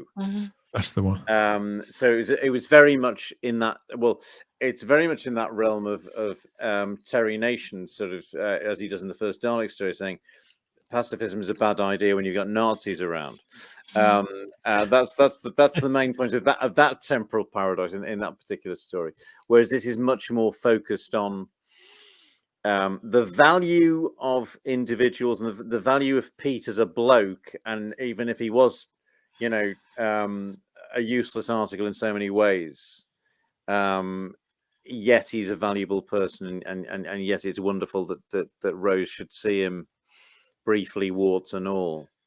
I got to keep returning to his astonishing performance, because there's moments where you think a less skilled actor, that would just have turned into a comedy scene, you know, like the, you know, moments like with the the glorious wedding scene at the beginning where he gets her name wrong. What she's actually called, she's actually called Jacqueline Suzette Andrea Prentice, isn't it? It's just his timing, isn't it? He goes Jacqueline, Suzanne, Suzette, Anita, and then he looks to the registrar, you know, or the scene where he starts to come on to both of them there. That's just beautifully played. That you know, when she with the speech she has, which culminates with Bermuda Triangle, you know, it's just so brilliantly played. You know? And I suppose moments of tension as well that we all recognise. We've all been to weddings. We've all heard people get a bit dry mouthed and they make statements like that. These lasting statements there, and I suppose in a character like Pete Tyler, as well as the. I suppose there's an element of the caricature about it. I don't think it's caricature. It's because his comic timing is so good, you know, that he just nails it without it going too far. You know, and beautiful moments like, you know, when he hasn't worked out yet that he was supposed to die. There's something about why she's looking at him oddly, and you know, have I gone bald? Have I got, you know,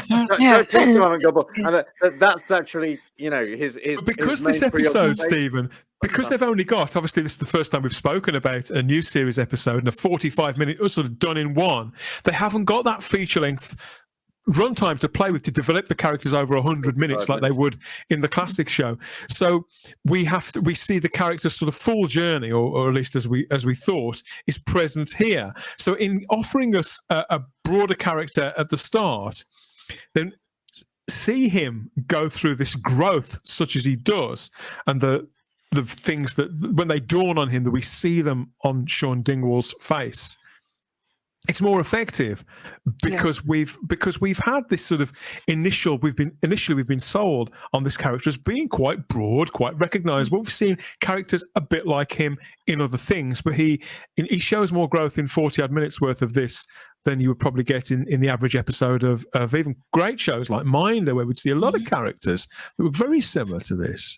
You can see the exact minute the penny drops when he's looking out of that window. It's just beautiful shot as well with through the LED lighting of that. That's a wonderful choice to have it through the old church window, isn't it? It's fantastic. And I love how he's gone from this kind of, it's not a wimp, but he don't really know what he's doing, and then by the time the doctor's gone, he stands up. He's like, right, I'm taking charge. The doctor's not here.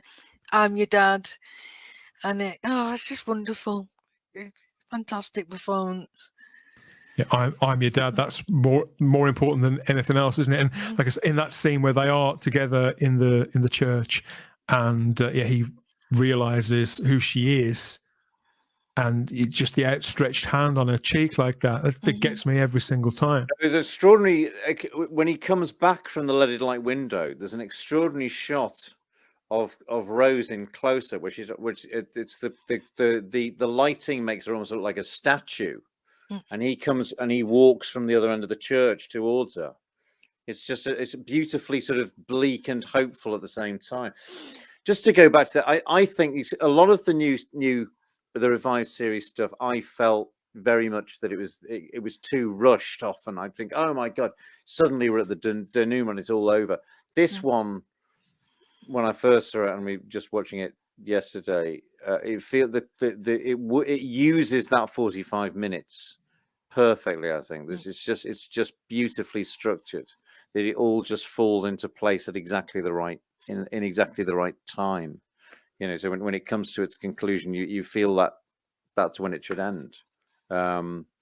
Terribly well written and edited and directed, I think. We hear quite a lot, don't we, how Russell T Davies had, I don't know if he literally rewrote every single episode, but I think he tweaked the characters. All the characters that we meet at the wedding, some of them only got 2 or 3 lines, but we immediately feel like we know them. The groom and his father, who's killed by a reaper, we've heard him say 2 or 3 things, Sarah, but we immediately feel for him, feel like we know him. And when he's killed, we feel that. That's what this show was brilliant at doing back then. I think it had this for a really long time as well into the time that Stephen Moffat was doing it, where I think he maybe took his eye off the ball a little with some of the characterization like this. But it was integral to selling us on these stories, let's say in that more compact runtime. I mean, I don't think there's a single character in any of these, probably the first 4 seasons actually, where they're not killed and I don't feel anything. Well, yeah, but if you don't feel for this character, the death's meaningless. It doesn't. You haven't got them stakes. And yeah, you're absolutely right. I mean, the dad, it clearly doesn't want this wedding to take place. But you feel sad when when he dies, and then when Stuart brings back the phone and he talks about, my dad said this, and then he just stops, and and his face crumples, and Sarah's face crumples, and you do. And and even the doctor, he's saying, I can't do anything for him. I can't help him. He's gone. And the other characters, Mickey's mum. Again, like Stephen was saying, the fact that his mum just vanished. It's just she didn't even speak, but she didn't need to. We just got that look from Mickey. But yeah, all the supporting characters, like the one.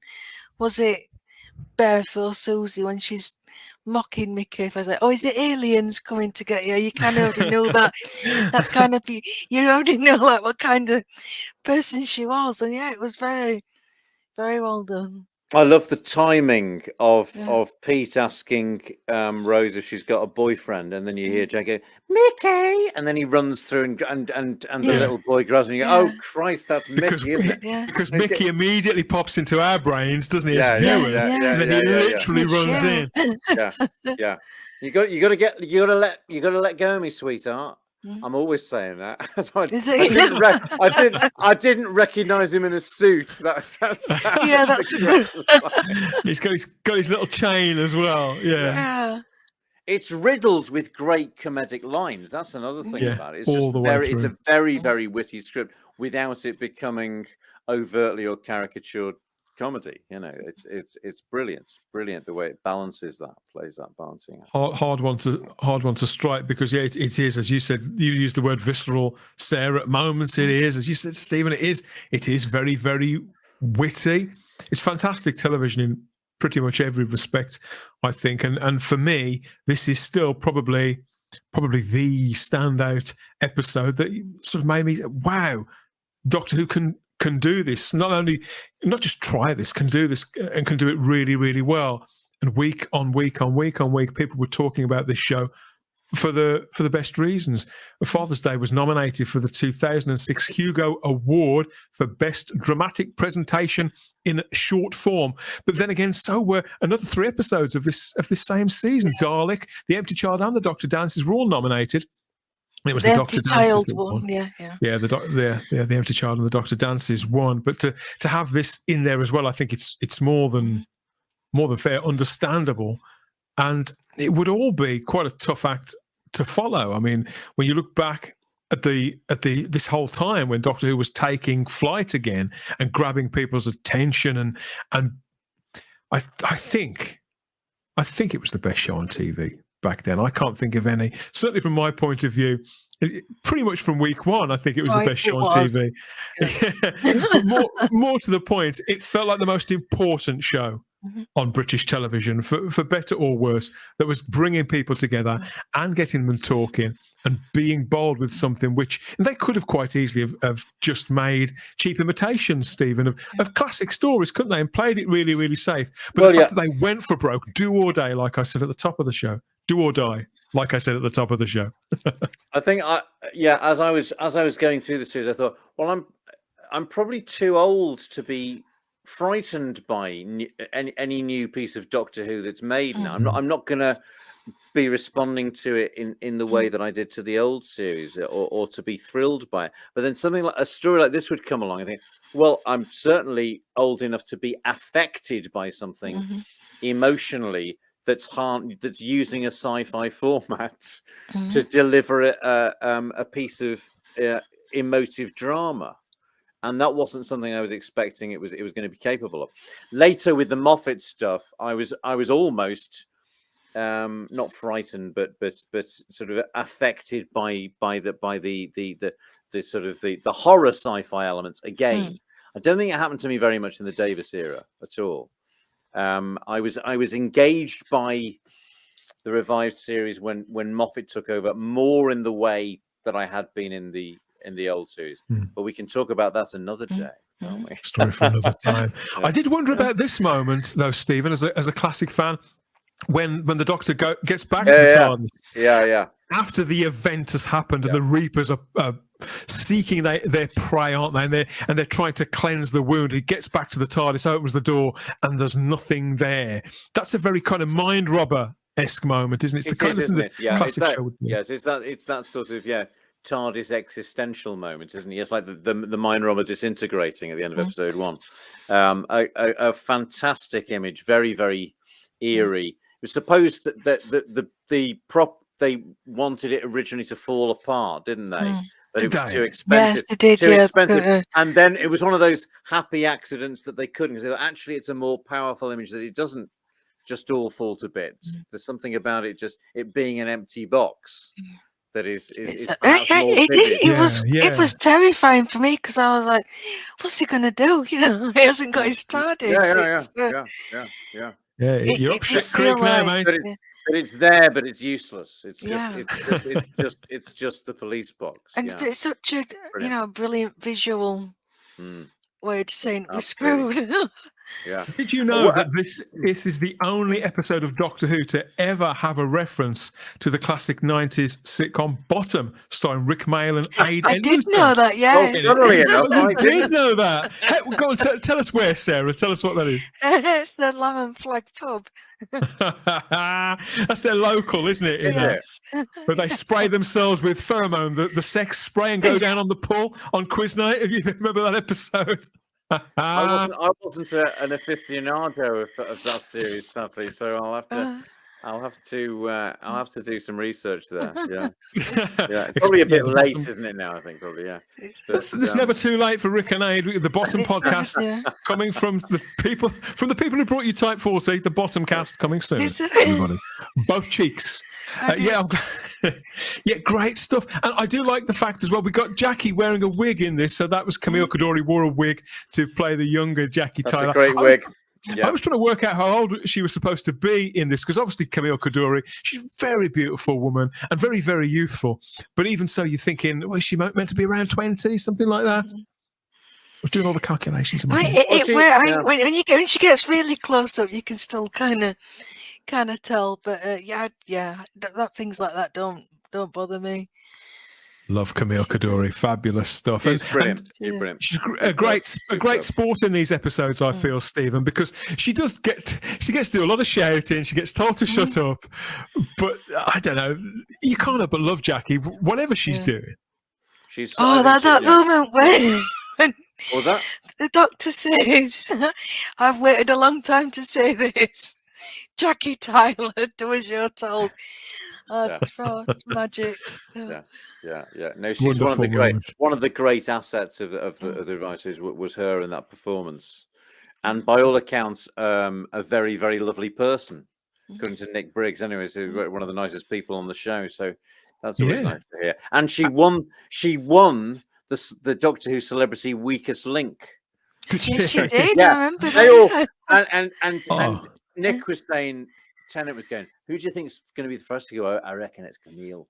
And they were all laying bets, and then she bloody won the thing, and they all got voted blew them away. That's brilliant. Well, our friend Simon Horton, who couldn't make it to this edition of the show, he met Camille, and he was at a Doctor Who convention a couple of years ago now, and he was at the front. I think it took place in a hotel, and he just happened to be sort of in the foyer, and he was doing something, chatting to somebody, whoever it was, and she burst through these double doors, and it was peeing it down with rain outside, and she was shaking off her umbrella and brushing rain off her coat and stuff like that.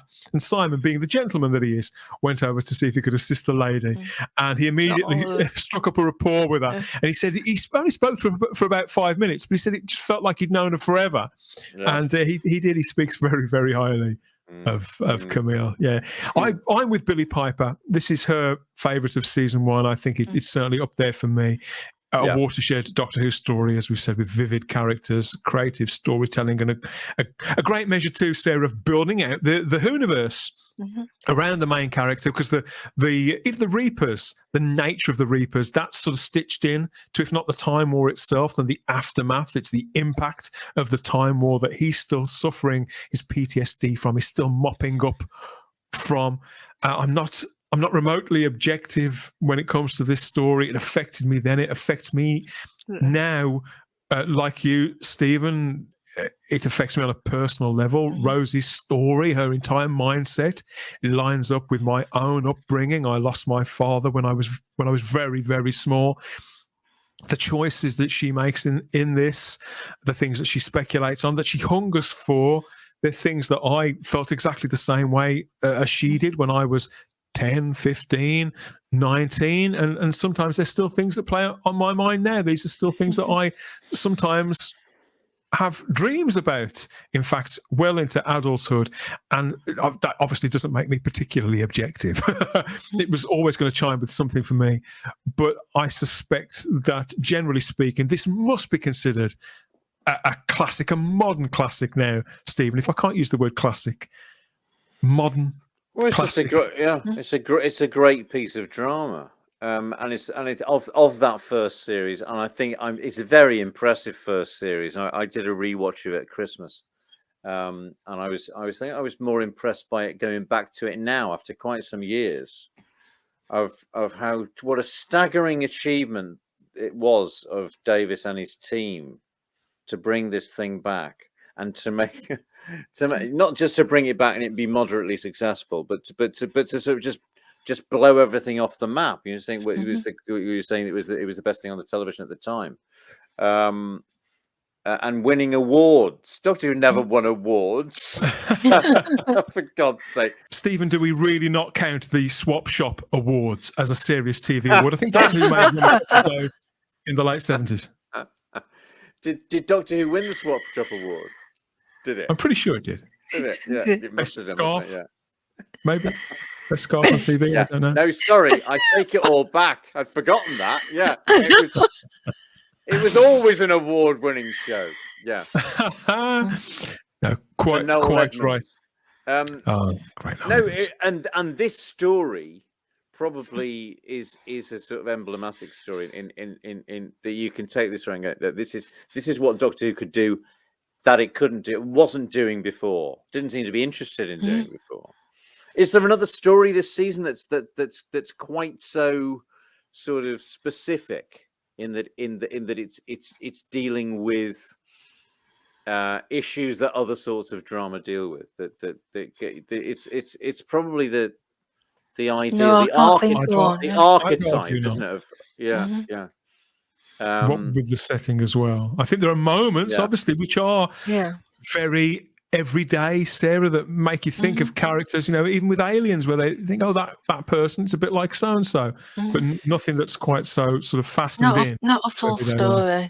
And yes, it ties in completely with the arc, a favourite word these days, of the whole season, isn't it? Because it's the conversation between Rose and Jackie in the TARDIS and the parting of the ways, which propels the decision that leads Jackie to go and get the pickup truck to drag the TARDIS apart, which is the day which prompts the denouement of the whole story. So it's always sewn into the narrative, isn't it? The longer term narrative.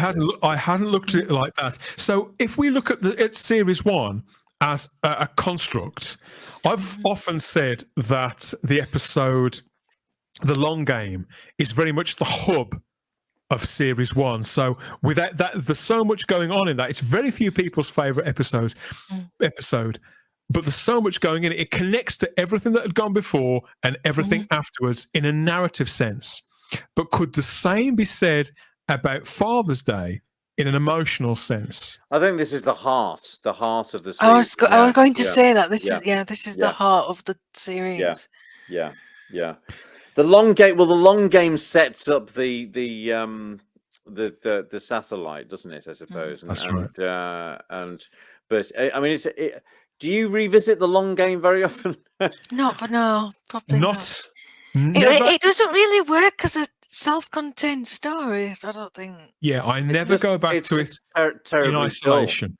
I only ever watch that if I'm doing a complete watch of series 1. I'll never go back to it the way we've gone back to this, for example. And that could be unfair. I don't know. I'm always shocked by the end of it. Of course, it's an interesting sort of precursor to Rose abusing her time traveling privileges to have had, you know, Adam in the previous story, who does the same. Obviously, Rose's motivations are far more creditable than his purely sort of selfish ones. But I'm always shocked by I can imagine being stuck with that thing in your forehead every time somebody clicked their fingers. I think that's one of the most horrible fates because it's still stays with you, doesn't it? Terrible idea, isn't it? It's a horrible idea. My children went around clicking their fingers at one another. Like that. I got twin sons, and they were doing it to one another like that. Yeah, I remember so vividly. But it's interesting, isn't it?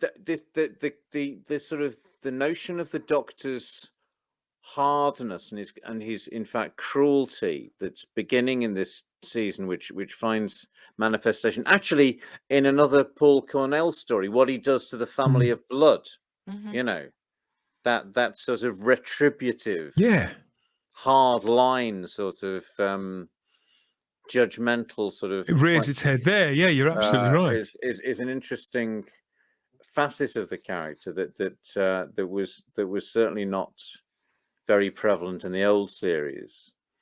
There are ways in which the Doctor could be selfish, or you know, vanquish foes quite viciously, but nothing quite as cold and calculated. Something about like Eccleston leaving Adam in his mother's lounge there with that thing in his head, or what he does to the family of blood, which seems to be a sort of a new development in the cold, you know, hardness of the Doctor in the revived series, which I don't think gets talked about so much, because he tends to be regarded as a much more touchy-feely. I don't necessarily subscribe to that way of thinking either. That he's the more human Doctor. I think there's a lot going on in there as well. But Christopher Eccleston's Ninth Doctor definitely cast a long shadow and was a tough act to follow. As ever, I remind you that we know only too well that these are hardly the first word on these classic or new Doctor Who stories, and neither are they the last word either. They're just the latest word on these slices from Doctor Who's long history on television that's been our near constant companion for so many decades, so long, apart from 16 bloody years, BBC. But these are our personal readings of them, of course they are, and our connections, our takes on these stories from when we watched them then, and as we revisit them now together as part of the Diamond series of reviews here on Type 40 for the 60th anniversary. There's a lot more where that came from, of course there is, but right now I think it's break time, whether you need one or not. It's ideal time for us to parade before you the other shows from across the Fandom Podcast Network. Kevin's here with all of that ready to go, so keep your ears and eyes open. We'll be back in a couple of minutes with our all-important scores for this classic episode of New Doctor Who Father's Day. Where we're going to go with that, stay tuned to find out, everybody.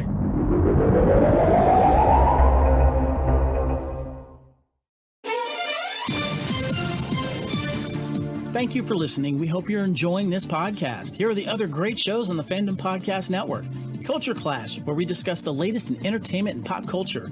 Blooded Kings, our show covering the entire Highlander universe. Couch Potato Theater, we celebrate our favorite movies. And Time Warp, our Fandom flashback show discussing a year in movies and our favorite retro movie, TV, and pop culture topics. Good Evening, discussing all things Alfred Hitchcock. Hair Metal Podcast, we cover the rock metal music of the 80s and early 90s. Type 40, a Doctor Who podcast, discussing the time-traveling Doctor Who universe. Lethal Mullet, an action film podcast covering the 80s, 90s, and beyond. Also, check out the Lethal Mullet Network for more great podcasts. What a Piece of Junk, our Star Wars podcast. Making Treks, a Star Trek podcast with a deep dive into the final frontier. The Fandom Show, our Fandom Podcast Network live YouTube show discussing the hottest topics in fandom. The True Believers MCU podcast, discussing the Marvel Cinematic and Television Universe. Union Federation, our Star Trek and the Orville Show. And we're proud to welcome the BQN Network to the Fandom Podcast Network. Please visit our friends on the BQN Network, a Star Trek Universe podcast that also includes your favorite topics, movies, history, superheroes, and more. You can find the Fandom Podcast Network on YouTube. The Fandom Podcast Network is also on all major podcast platforms. The Fandom Podcast Network audio master feed is on Podbean at fpnet.podbean.com. You can find the Fandom Podcast Network on Facebook, Twitter, and Instagram. You can email us at fandompodcastnetwork@gmail.com. Thank you so much for listening, and remember, respect others and enjoy your fandom.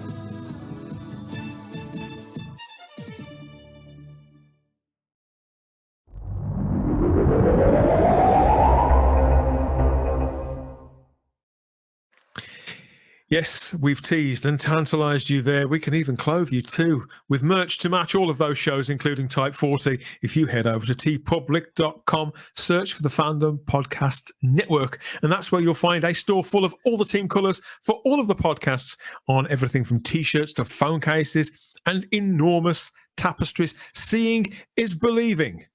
Treat yourself, treat your other selves. All goes to support the Fandom Podcast Network into the bargain, so everybody wins. I'm back here with Sarah and Stephen celebrating the 2005 classic Doctor Who story, Father's Day. We've been through it with a fine tooth comb, haven't we? Even though these last so much less, don't they, than the classic stories, the 4-parters and the 6-parters. There's always so much to talk about, Stephen. We didn't mention Murray Gold.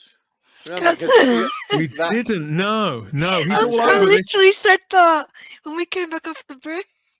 I was remembering your difference of opinion with Mr. Horton about. Yes, Simon Horton, not fan. So, is this a particularly strong story for Murray? Then, do you think, Sarah? I think so. What do you think? Yeah, the emotional beats, and he uses the same motifs, like importing of the ways, which is another reason why I think I've got such a strong emotional connection, because when I hear that music, it's not just Pete dying, it's the Doctor leaving, sending Rose away and coming back. So yeah, I just immediately it just wants to I just want to cry when I hear it.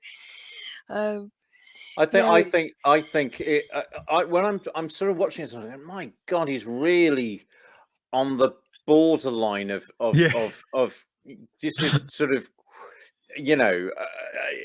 almost too much. It's almost too much, but I think, oh no, God, it works because it actually gets me. And there's things like cues, like when the pitch change, that with the strings, when she's about to go and run out. And there's other moments when that's used, which is terribly effective. I think he uses that again. Oh no, he's already used that in Aliens of London, hasn't it? When they realise they're a year late, not so much soon or whatever it is. It's that pitch change of which signifies. If it ain't broke, don't fix it. No. But it brilliantly signifies, that temporal cock up. Let's call it the temporal cock up cue. I like that. But no, he really does. Because sometimes he's pushing towards the maudlin was a word you used earlier, wasn't it? Emotional debauchery, on the soundtrack. I don't think, but it does. But I think in this one he gets it right, and I like that he does it because it goes to silence when Pete actually dies. So I'm glad he wasn't going overboard and spoiling that death, because I think he does in later, like in Face the Raven is a good one. Totally overblown, but I think he still uses his silence when he needs to. But there's that one, the motif he uses when the key starts to glow and you start seeing.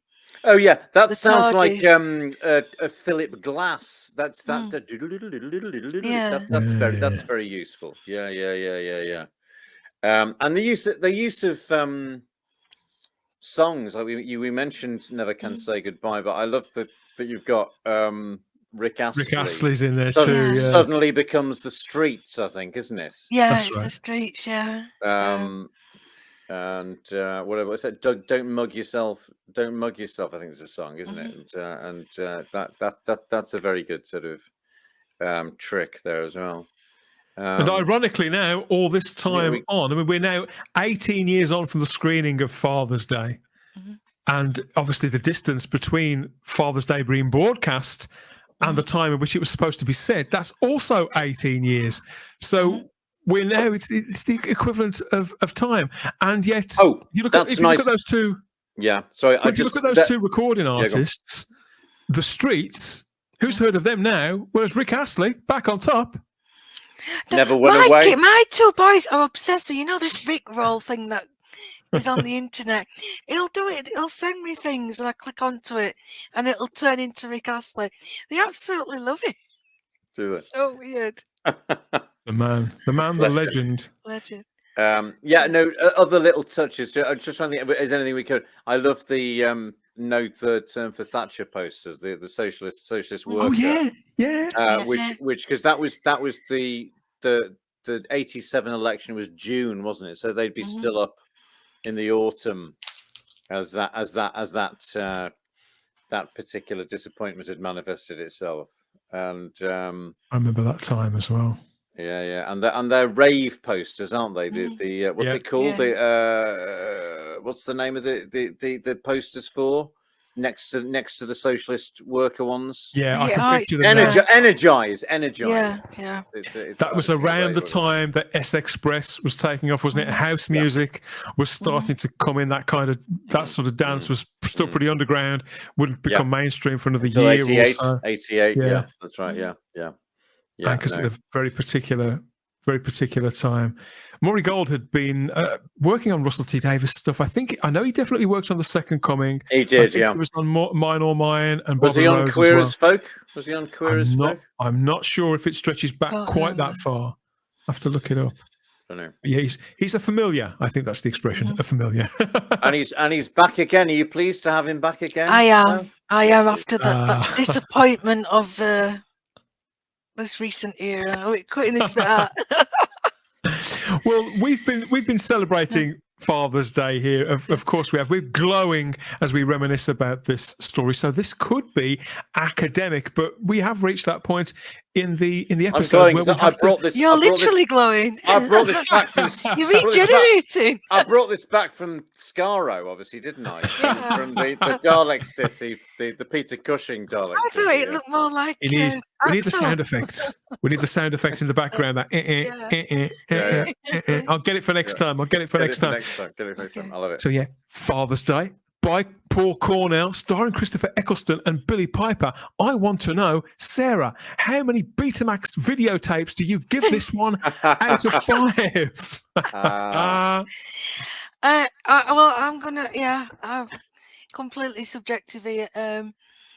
It's the full 5. I was thinking of 4 or 4.5, but then I was like, well, I can't think of anything else that could improve. I think it's the perfect running time. It's the perfect pace. Performances are fantastic. The story's fantastic. The music's wonderful. So yeah, it's the full 5. Wow, you said that almost without flinching either. No ifing and no butting. No. She's not going to back down, Stephen. No, How about you, Stephen? How many Betamax tapes out of 5 do you give Father's Day? I'm giving it 5 Yeah, you as well. see, I'm yeah. giving it 5. Wow. So, I can't fault it. I watched it twice, I think, the last few days, and I thought, come on, But I just think it everything about it works. There isn't. It never puts a foot wrong, and that's not easy. No. Even with that budget, even with all that energy and enthusiasm behind it, and I think it plays to Eccleston's strengths. She's just incandescent in it throughout. Billy Piper, I think it's probably her best performance in the whole of the series. Sean Dingwall's superb. Camille Kajuri, the entire cast, everything about it works for me. I think it's I'm re-impressed. Delighted to be re-impressed and delighted to be so enthusiastic about 21st century Doctor Who. To find myself as enthusiastic about it in some ways as I am about the old stuff is a great feeling. And looking forward to feeling like that. Who knows in the not too distant future. You'd think after the best part of 2 decades, Stephen, that there would be some of the shine wearing off this, but it really doesn't seem to be the case, does it? Well, what was amazing about the revise is realizing that in spite of the fact that it had been on for how many years was it on before they took it off, from 63 to 89? 26. It had by no means exhausted its repertoire, its ability to mine generic areas that I didn't think it could do, without it seeming forced, or that this seemed to be just a natural place for it to go. Other fans would disagree with me, yes, but that's why we love these conversations, isn't it? That absolutely, there's a multiplicity of perspectives. That's full marks from Stephen Noonan, full marks from Sarah Graham. What about you, Dan? I have to say that I have to give this one, after serious consideration, because it is a strong season, and you do think, It is a strong season. Other episodes, they had this impact. They made me feel all these other things. They had perhaps even more striking imagery and moments that endured with the general population, were real cultural touchstones. But nevertheless, I have to give this 5 too. I cannot give it any less for the same reasons as you said, Sarah. You know, that's my rule with this. I cannot think on its own terms in a single way in which this could have been incrementally better, or any aspects of the production really for their time. I always judge in context to their time, not how it would be done now. I don't look at classic Who like that. So why would I look at new Doctor Who like that?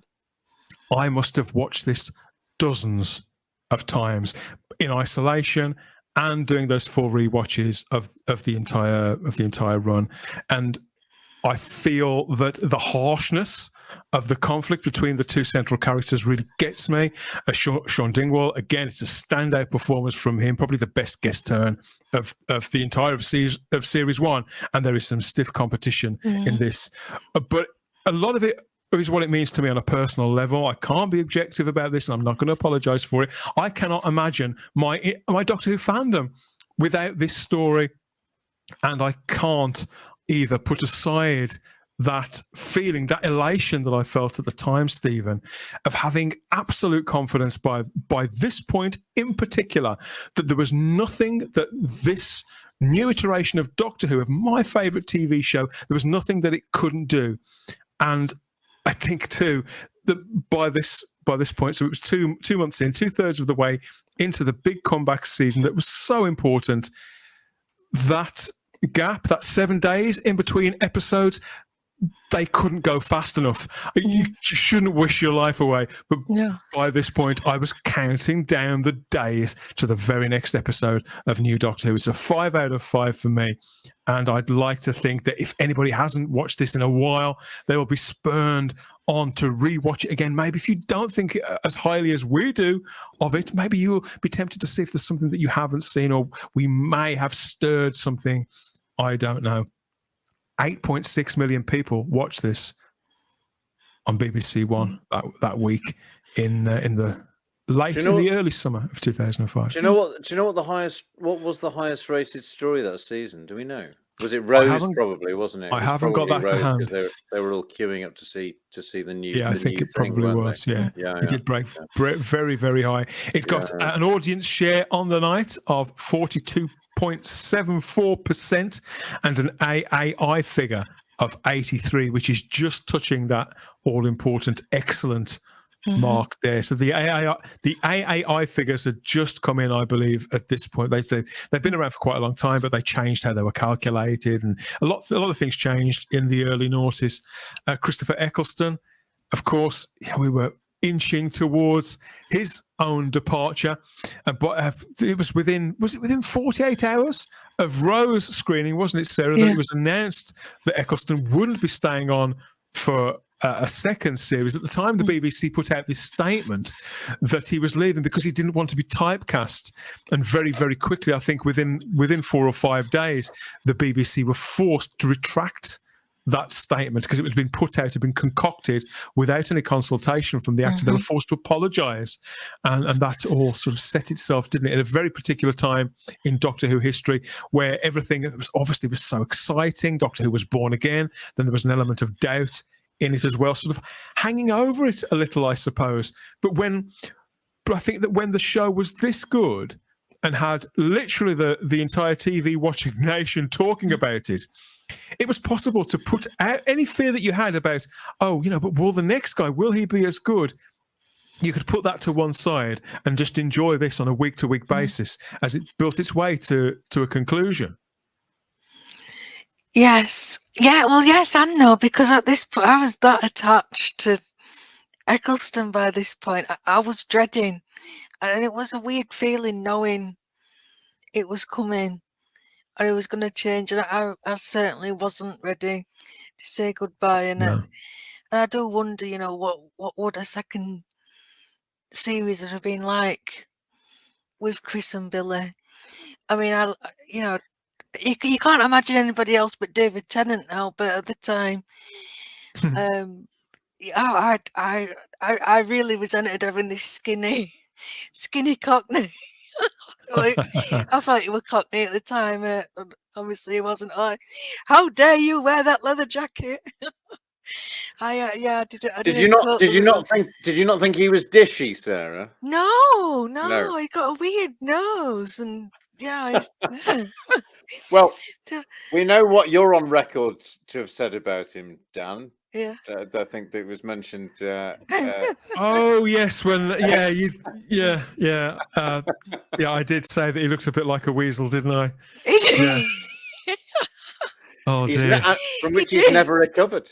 That remark, has he? He has mentioned it several times in interviews. I say again, sorry, David. I've apologised for that several times, mate. I do apologise.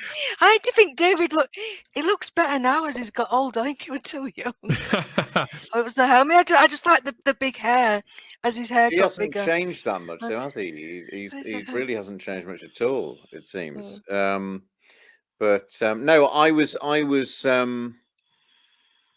I was quite pleased because I'd seen him in Romeo and Juliet at the Royal Shakespeare Company playing Romeo, a part that I thought was impossible to bring to life. I always thought he just always seemed like a complete wimp, that character. And there was this actor who was turning it into something that was dynamic and funny and electric. Didn't know what his name. Then I put two and two together and realized, oh right. He's going to be Doctor Who, and Casanova's going out, and I thought I liked his energy. Yeah. But that's a whole other story. I did like Casanova, yeah. But that's a whole other story about what my response was to series 2. Christopher Eccleston also fell away from Doctor Who for an extended period of time too. He wouldn't be drawn on it.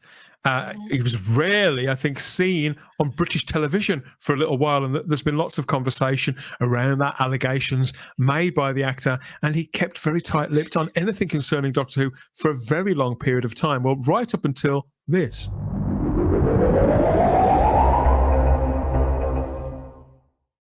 So why did you go? You were so good. Thank you very much. What's interesting in this country is whenever a story like this emerges, they concentrate on the negative. I don't think it's important that I left. I think it's important that I did it in the first place. I don't think it's important that I left. Okay, it may not be important, but to fans, it was a bit of a shock because you could have stayed there for 4, 5, 6. You could still be there now. Yeah. So that was a big decision not to do any more after the first series. I'm still there. I was in David Tennant. I was in Matt Smith. Are we going to edit this? I was in Peter Capaldi. Nobody knows this about the Time Lords. I'm always there in spirit. Okay, but talk me through the decision to leave. Was it because you didn't work within that structure of a rigorous show? Myself and 3 individuals at the very top of the pyramid clashed. So off I went. Okay. But they're not here to say their side of it, so I'm not going to go into detail. That's right, I'm going to be calling them later. Good, excellent.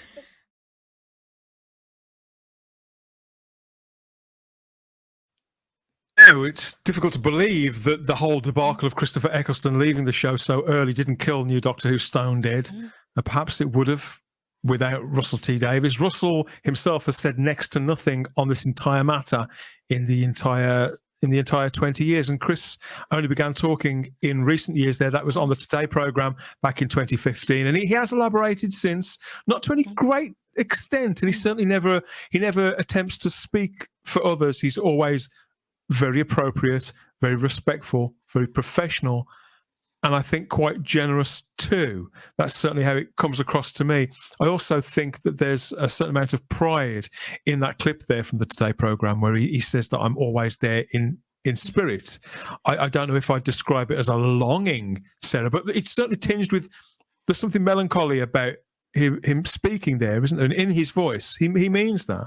Yeah, it is genuine. And, he's right, he's absolutely right. The reason why, it's wonderful that he did it. We wouldn't all be here talking about it if he wasn't. The show wouldn't have come back. I think sometimes I think we take him for granted sometimes. You know, we always talk about David Tennant being like the golden era of Doctor Who, but you know, David wouldn't have had that opportunity if it hadn't been for Chris's performance and Russell's writing as well. But you know, it's Chris and Billy that delivered it, and it, you know, they did modernize it and bring it back to that audience. But yeah, you know, it's testament, you know, to everybody's work that announcement didn't kill the show. Because you'd think, you know, why would people invest in another 12 weeks of this if the lead's going? But we all did, and we all fell in love with him. And it's sad. I'm glad he's being professional about it. I feel sad on him because I know that him and Russell were really close friends, and the fact that that relationship's been damaged is sad. Yeah. I still hope that, you know, it will get repaired someday. Oh, I mean, you know, we've got him on Big Finish now. My first, my first day recording at Big Finish. And I went into Costa Coffee, which is just around the corner from the Sound House. The coffee houses are available, everybody. They are.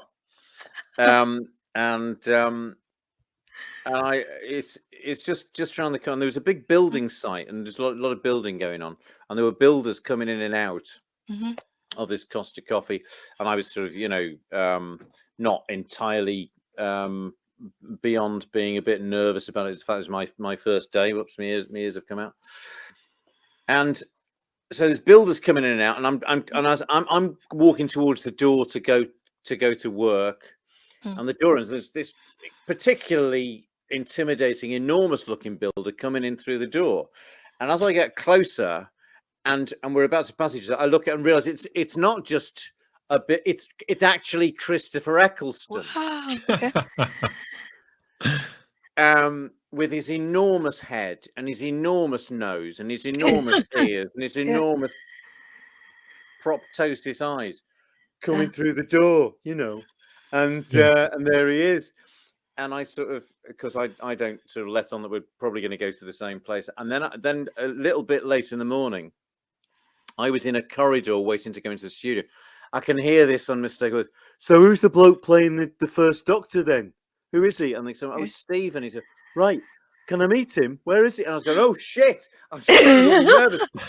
And then I was and thankfully when I was introduced to him, because I'd never met him before, he was sitting down. I was very grateful he was sitting down, because he's an incredibly intimidating looking person when he's standing. Because he really has got. Have you met him, either of you? I mean, he's remarkably. No.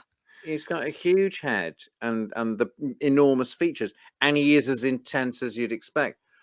And he was sort of sitting, because he was sitting down, and he was so nice and so, you know, welcoming, but just those eyes, he can't help himself but be sort of, you know, laser-like intense with his gaze. But he just happened to be doing another, you know, recording that day. But I think he's clearly a lot more comfortable with it, and he does this stuff now. He does a lot of it, I think, and he seemed very relaxed there that day, and very pleased to be involved again. So, you know, who knows what that journey has been for him, and others associated with it. But there we got this extraordinary first season, which is sort of, it has its own discrete identity, doesn't it? It's got its own coherent. It's got a beginning and an end, and it all fits together.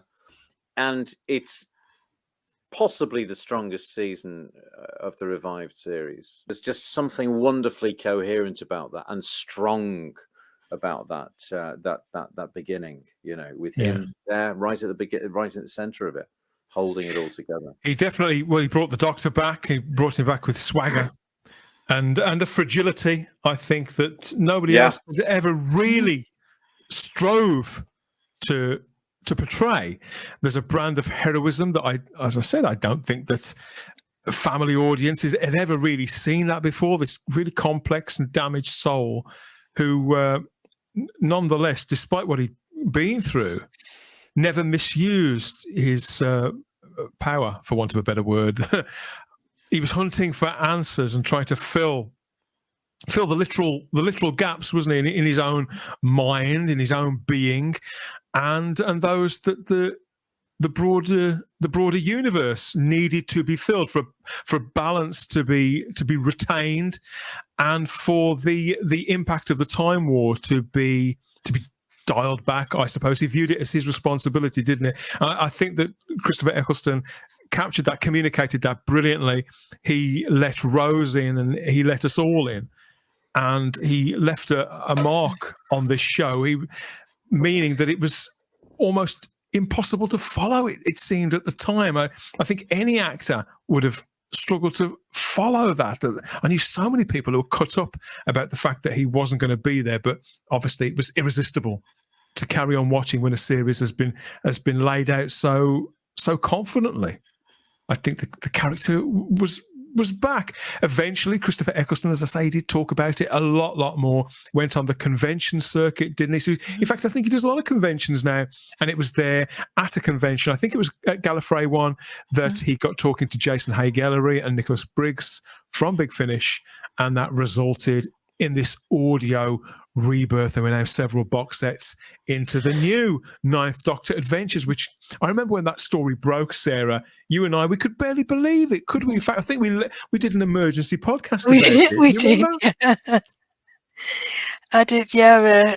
They got pre-ordered that day. But Is he your favourite Doctor? No. It was for a long time.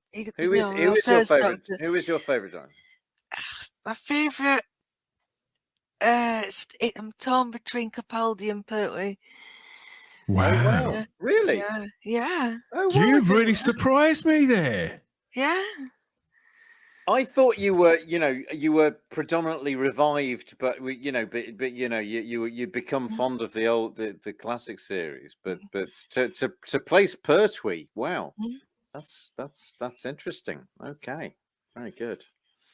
Obviously, in the time in between him playing the Doctor on television and coming back to it on audio, Christopher Eccleston went through some serious personal problems, which he's spoken about publicly, and he's written a book about them too, hasn't he, Sarah? I Love the Bones of You is mostly a memoir, isn't it? Rather than an autobiography, it's the story of his personal journey, sort of in line with his father, who was suffering with dementia. Dementia, wasn't he? Was it Alzheimer's disease? I've not read the book, although I have got it. Have you read this yet? It must have been. I think I got it for Christmas. The year it was released. Definitely. As you can imagine, that is some heavy reading. But yeah, it's fascinating, and obviously there's a couple of chapters dedicated to Doctor Who.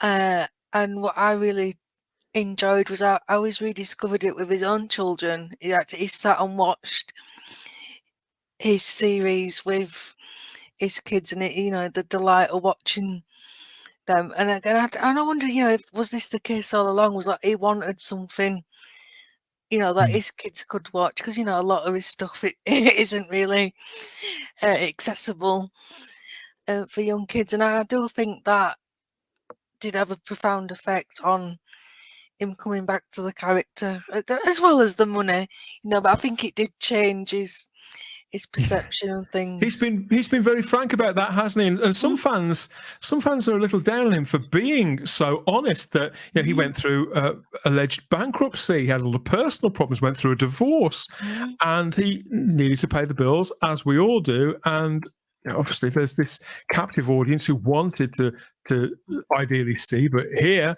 more of him as the Doctor. So you can completely see why. I don't think he's Actually, I do think it's very. I think it was very brave of him to publish that book. I would imagine. I know it would have paid, but even so, public therapy Stephen. I do think it's brave, and he does seem to have come out of the other side as, if not a changed man, then somebody who is well, who's not just got a healthy and holistic view of his time on Doctor Who, but just seems well, and that's what we wish for our, if not our heroes, then people we admire, isn't it? To people from the screen who we feel like we know, who've brought us pleasure. We want them to be well. We want them to be happy, and whether they're acting or not. It's horrible to think of somebody as suffering and going through all that, isn't it? Yeah, I mean, and you know, being in the public eye in the way that somebody like he has been, and then for it to be known that there's something strange happened, and that to be, you know, whatever it was is mysterious, and led to him not having the same sort of career he had before. It must be that's a particular sort of trauma, you know, that's gonna you know, automatically bring with it, isn't it? That you know, for every, knowing that other people know and care so strongly about what's going on with you, and perhaps to feel, you know, the way fans are as well, you know, that feeling irresponsible. I think get a sense with him, particularly the way he's been at conventions, I think that he has feels a tremendous responsibility to Doctor Who fans. I think that's certainly become an element with it. I think he understands us now. I'm not sure he did before, and I don't think it. And I don't think there was any wall of resistance built up. But he was a busy man. He's got young children as well, so he wouldn't necessarily need to. He went from one job to another to another. I know it's a fascinating thing with Eccleston, of course, isn't it? Because with you know, there's this generation, the revised series Doctors are. It's the first time in the history of the program. I suppose Peter Davison had watched it when Troughton was on it. I'm talking rubbish, but they're all young enough to have been around when it was on when they were kids now, and with Tennant famously, and particularly Peter Capaldi. There's that astonishing moment on. There's a recording of a fan interviewing Philip Hinchcliffe, Tom Baker, and Elizabeth Sladen. On a lunch break when they're doing Genesis of the Daleks, and Philip Hinchcliffe actually mentions Peter Capaldi as a fan who writes in, and it's just one of those you can't quite believe, you know, that's how much of a funny it was that Philip Hinchcliffe mentioned his name in 1975. But Eccleston, when he's on the record, was unashamed of the fact that he said, "Well, no, I was playing out when it was on. I had no interest in it. Didn't think it was for me, because it was about these people with posh Southeast England accents, you know. I wanted to see people with, you know, Mancunian accents or whatever it is. So it wasn't something he related to as a child, and then of course, you know, becomes associated with it. But I think he does now respect and understand fandom, and feels a sense of responsibility to it, and seems to be, certainly my experience of meeting him that day, seems to be in a very, very sort of healthy state of mind indeed, you know. And enjoying being involved in it in the capacity that he is now. Yeah. He uses social media carefully, I think, but he uses it well and responsibly, Sarah. There are images on his Instagram account. He shares quite a lot on Instagram, as much as he can, about his various exploits, getting back to nature and reconnecting with old friends. He talks about Salford a lot, but then again, it's Christopher Eccleston. Of course he does. Have you been to his Instagram account and seen all these fabulous pictures? No, I'm not on Instagram, but, you know, whenever you post them on, you know, on the Facebook page and everything, I do enjoy seeing him looking like that. It's so endearing. Yeah. If you're ever in Heaton Park, don't leave any litter about. That would be my advice. Yes, I've seen that video. He went off on one, didn't he? Woe betide you. Yeah. Oh, I love things like that. But yeah, I mean, it was a hard read, that book, about, you know, because when he was filming that series, it wasn't well. It wasn't cut, and it's heartbreaking to think that, you know, all the lovely memories I've had of watching that series, and, you know, all the other fans, and you know, he was falling apart, you know, off camera. So I'm glad he's kind of come through the other side, and he has a place where he's embraced Doctor Who, and hopefully he doesn't. The memories are more, if not happy, then a bit more, optimistic. And again, he's got other people to watch it with now and engage. And I mean, his kids must think it's amazing. Yeah. That his Doctor, so he's got that to go through. Which, I can't imagine. It must be a fantastic feeling. Again, I'm just glad he's well and he's back with us. It means that and although I haven't read the book, I mean, my son's read it and he tells me I should absolutely read it. Mm-hmm. But yes. I mean, when I think of Christopher Eccleston, I still think back to Cracker, how I felt for his character so strongly, and that really stayed with me. So the actor can make me feel so emotional back in 1992 or 3, whenever that was. And again, when he departed the role of the Doctor in 2005, he managed to get me again, the swine, got me all cut up, all in my feelings. So there's that. And here he is. That was playing my childhood hero. So the Doctor, my childhood hero. But in many respects, not just Chris Eccleston, but pretty much people like him, and seeing them come out of the other side of their experiences, and to be so brave in talking about them. I think there's a heroism to that too. There's something I can look to as an adult, as a way of getting back to a healthy place, because we all have our dark days and moments, don't we? And knowing that the Doctor, that happened to him as well, I think a great many people, I would hope, have been touched by that and perhaps sought help, or not felt quite so alone, or not quite felt so useless, or whatever it is. I just think the more people talk about mental health and get it out there from any walk of life, any profession, and in the public eye, then obviously the easier it will be for everyone. I'm very grateful to Christopher Eccleston for publishing that book and for talking so honestly as he has been lately. And of course, it's great to have him back in the bosom of Doctor Who, making those audio dramas and at conventions. And I do hope that one day I do get to meet him, Stephen, and to see those features for myself, to marvel at the ears and the nose and get a blast of that accent. Of course I do. That's the 9th Doctor, everybody, in our Diamond series of reviews. They continue, of course. We're making our way through the incarnations of the Doctor here on Type 40, a Doctor Who podcast. Back to the classic series, I think, next. Either of you very good at cricket? Do you bowl underarm or overarm? What do you think? What do you think, tell me. Dan, about my cricketing skills? No. I'm absolutely useless. Some people are godless. I'm sportless. I'm useless at all of them, and even less interested, unfortunately. We'll get stuck into it on the next edition of Type 40, a Doctor Who podcast. No doubt. Stay tuned for all of that. But that is the old girl starting up and calling time on this edition of the show.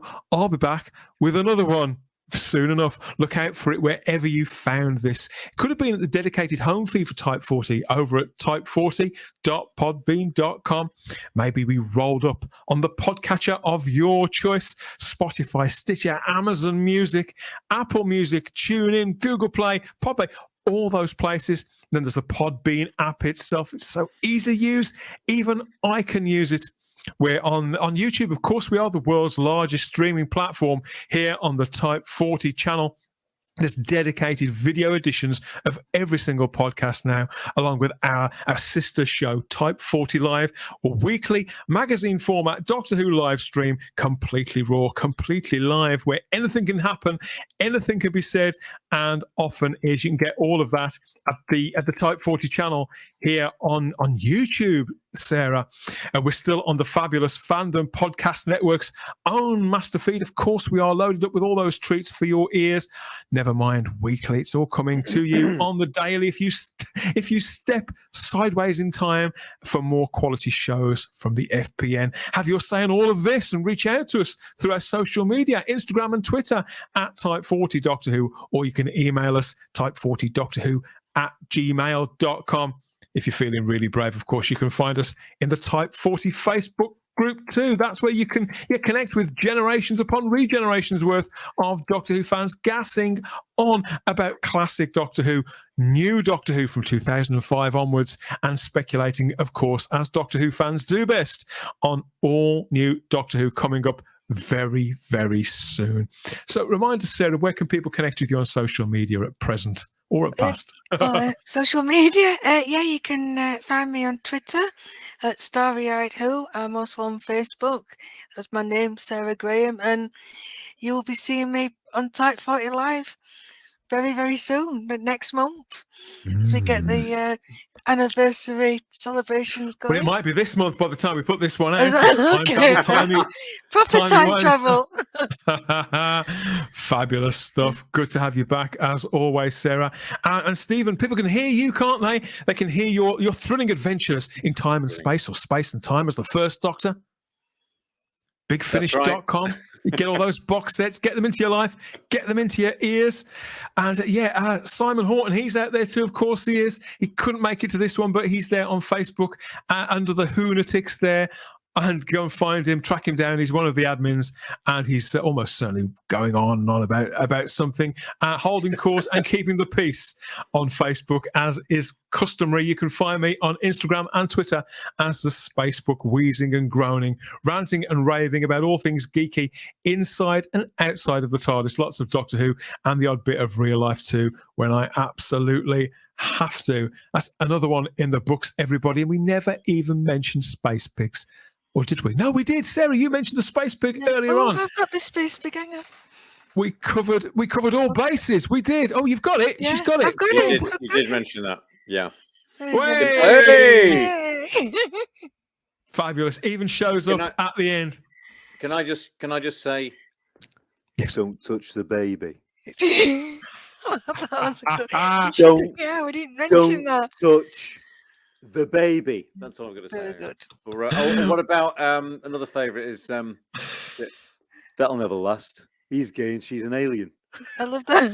That's one of the great lines from that. That's the first story, isn't it? That's from Rose, yeah. I can't top that. Thanks to you for watching. Thanks for listening. We always have the time. God bless. See you next time. We always have the time. If you have the space here at Type 40, take care. Speak soon. Okay, good night, everybody. Good night. Good night. Bye-bye.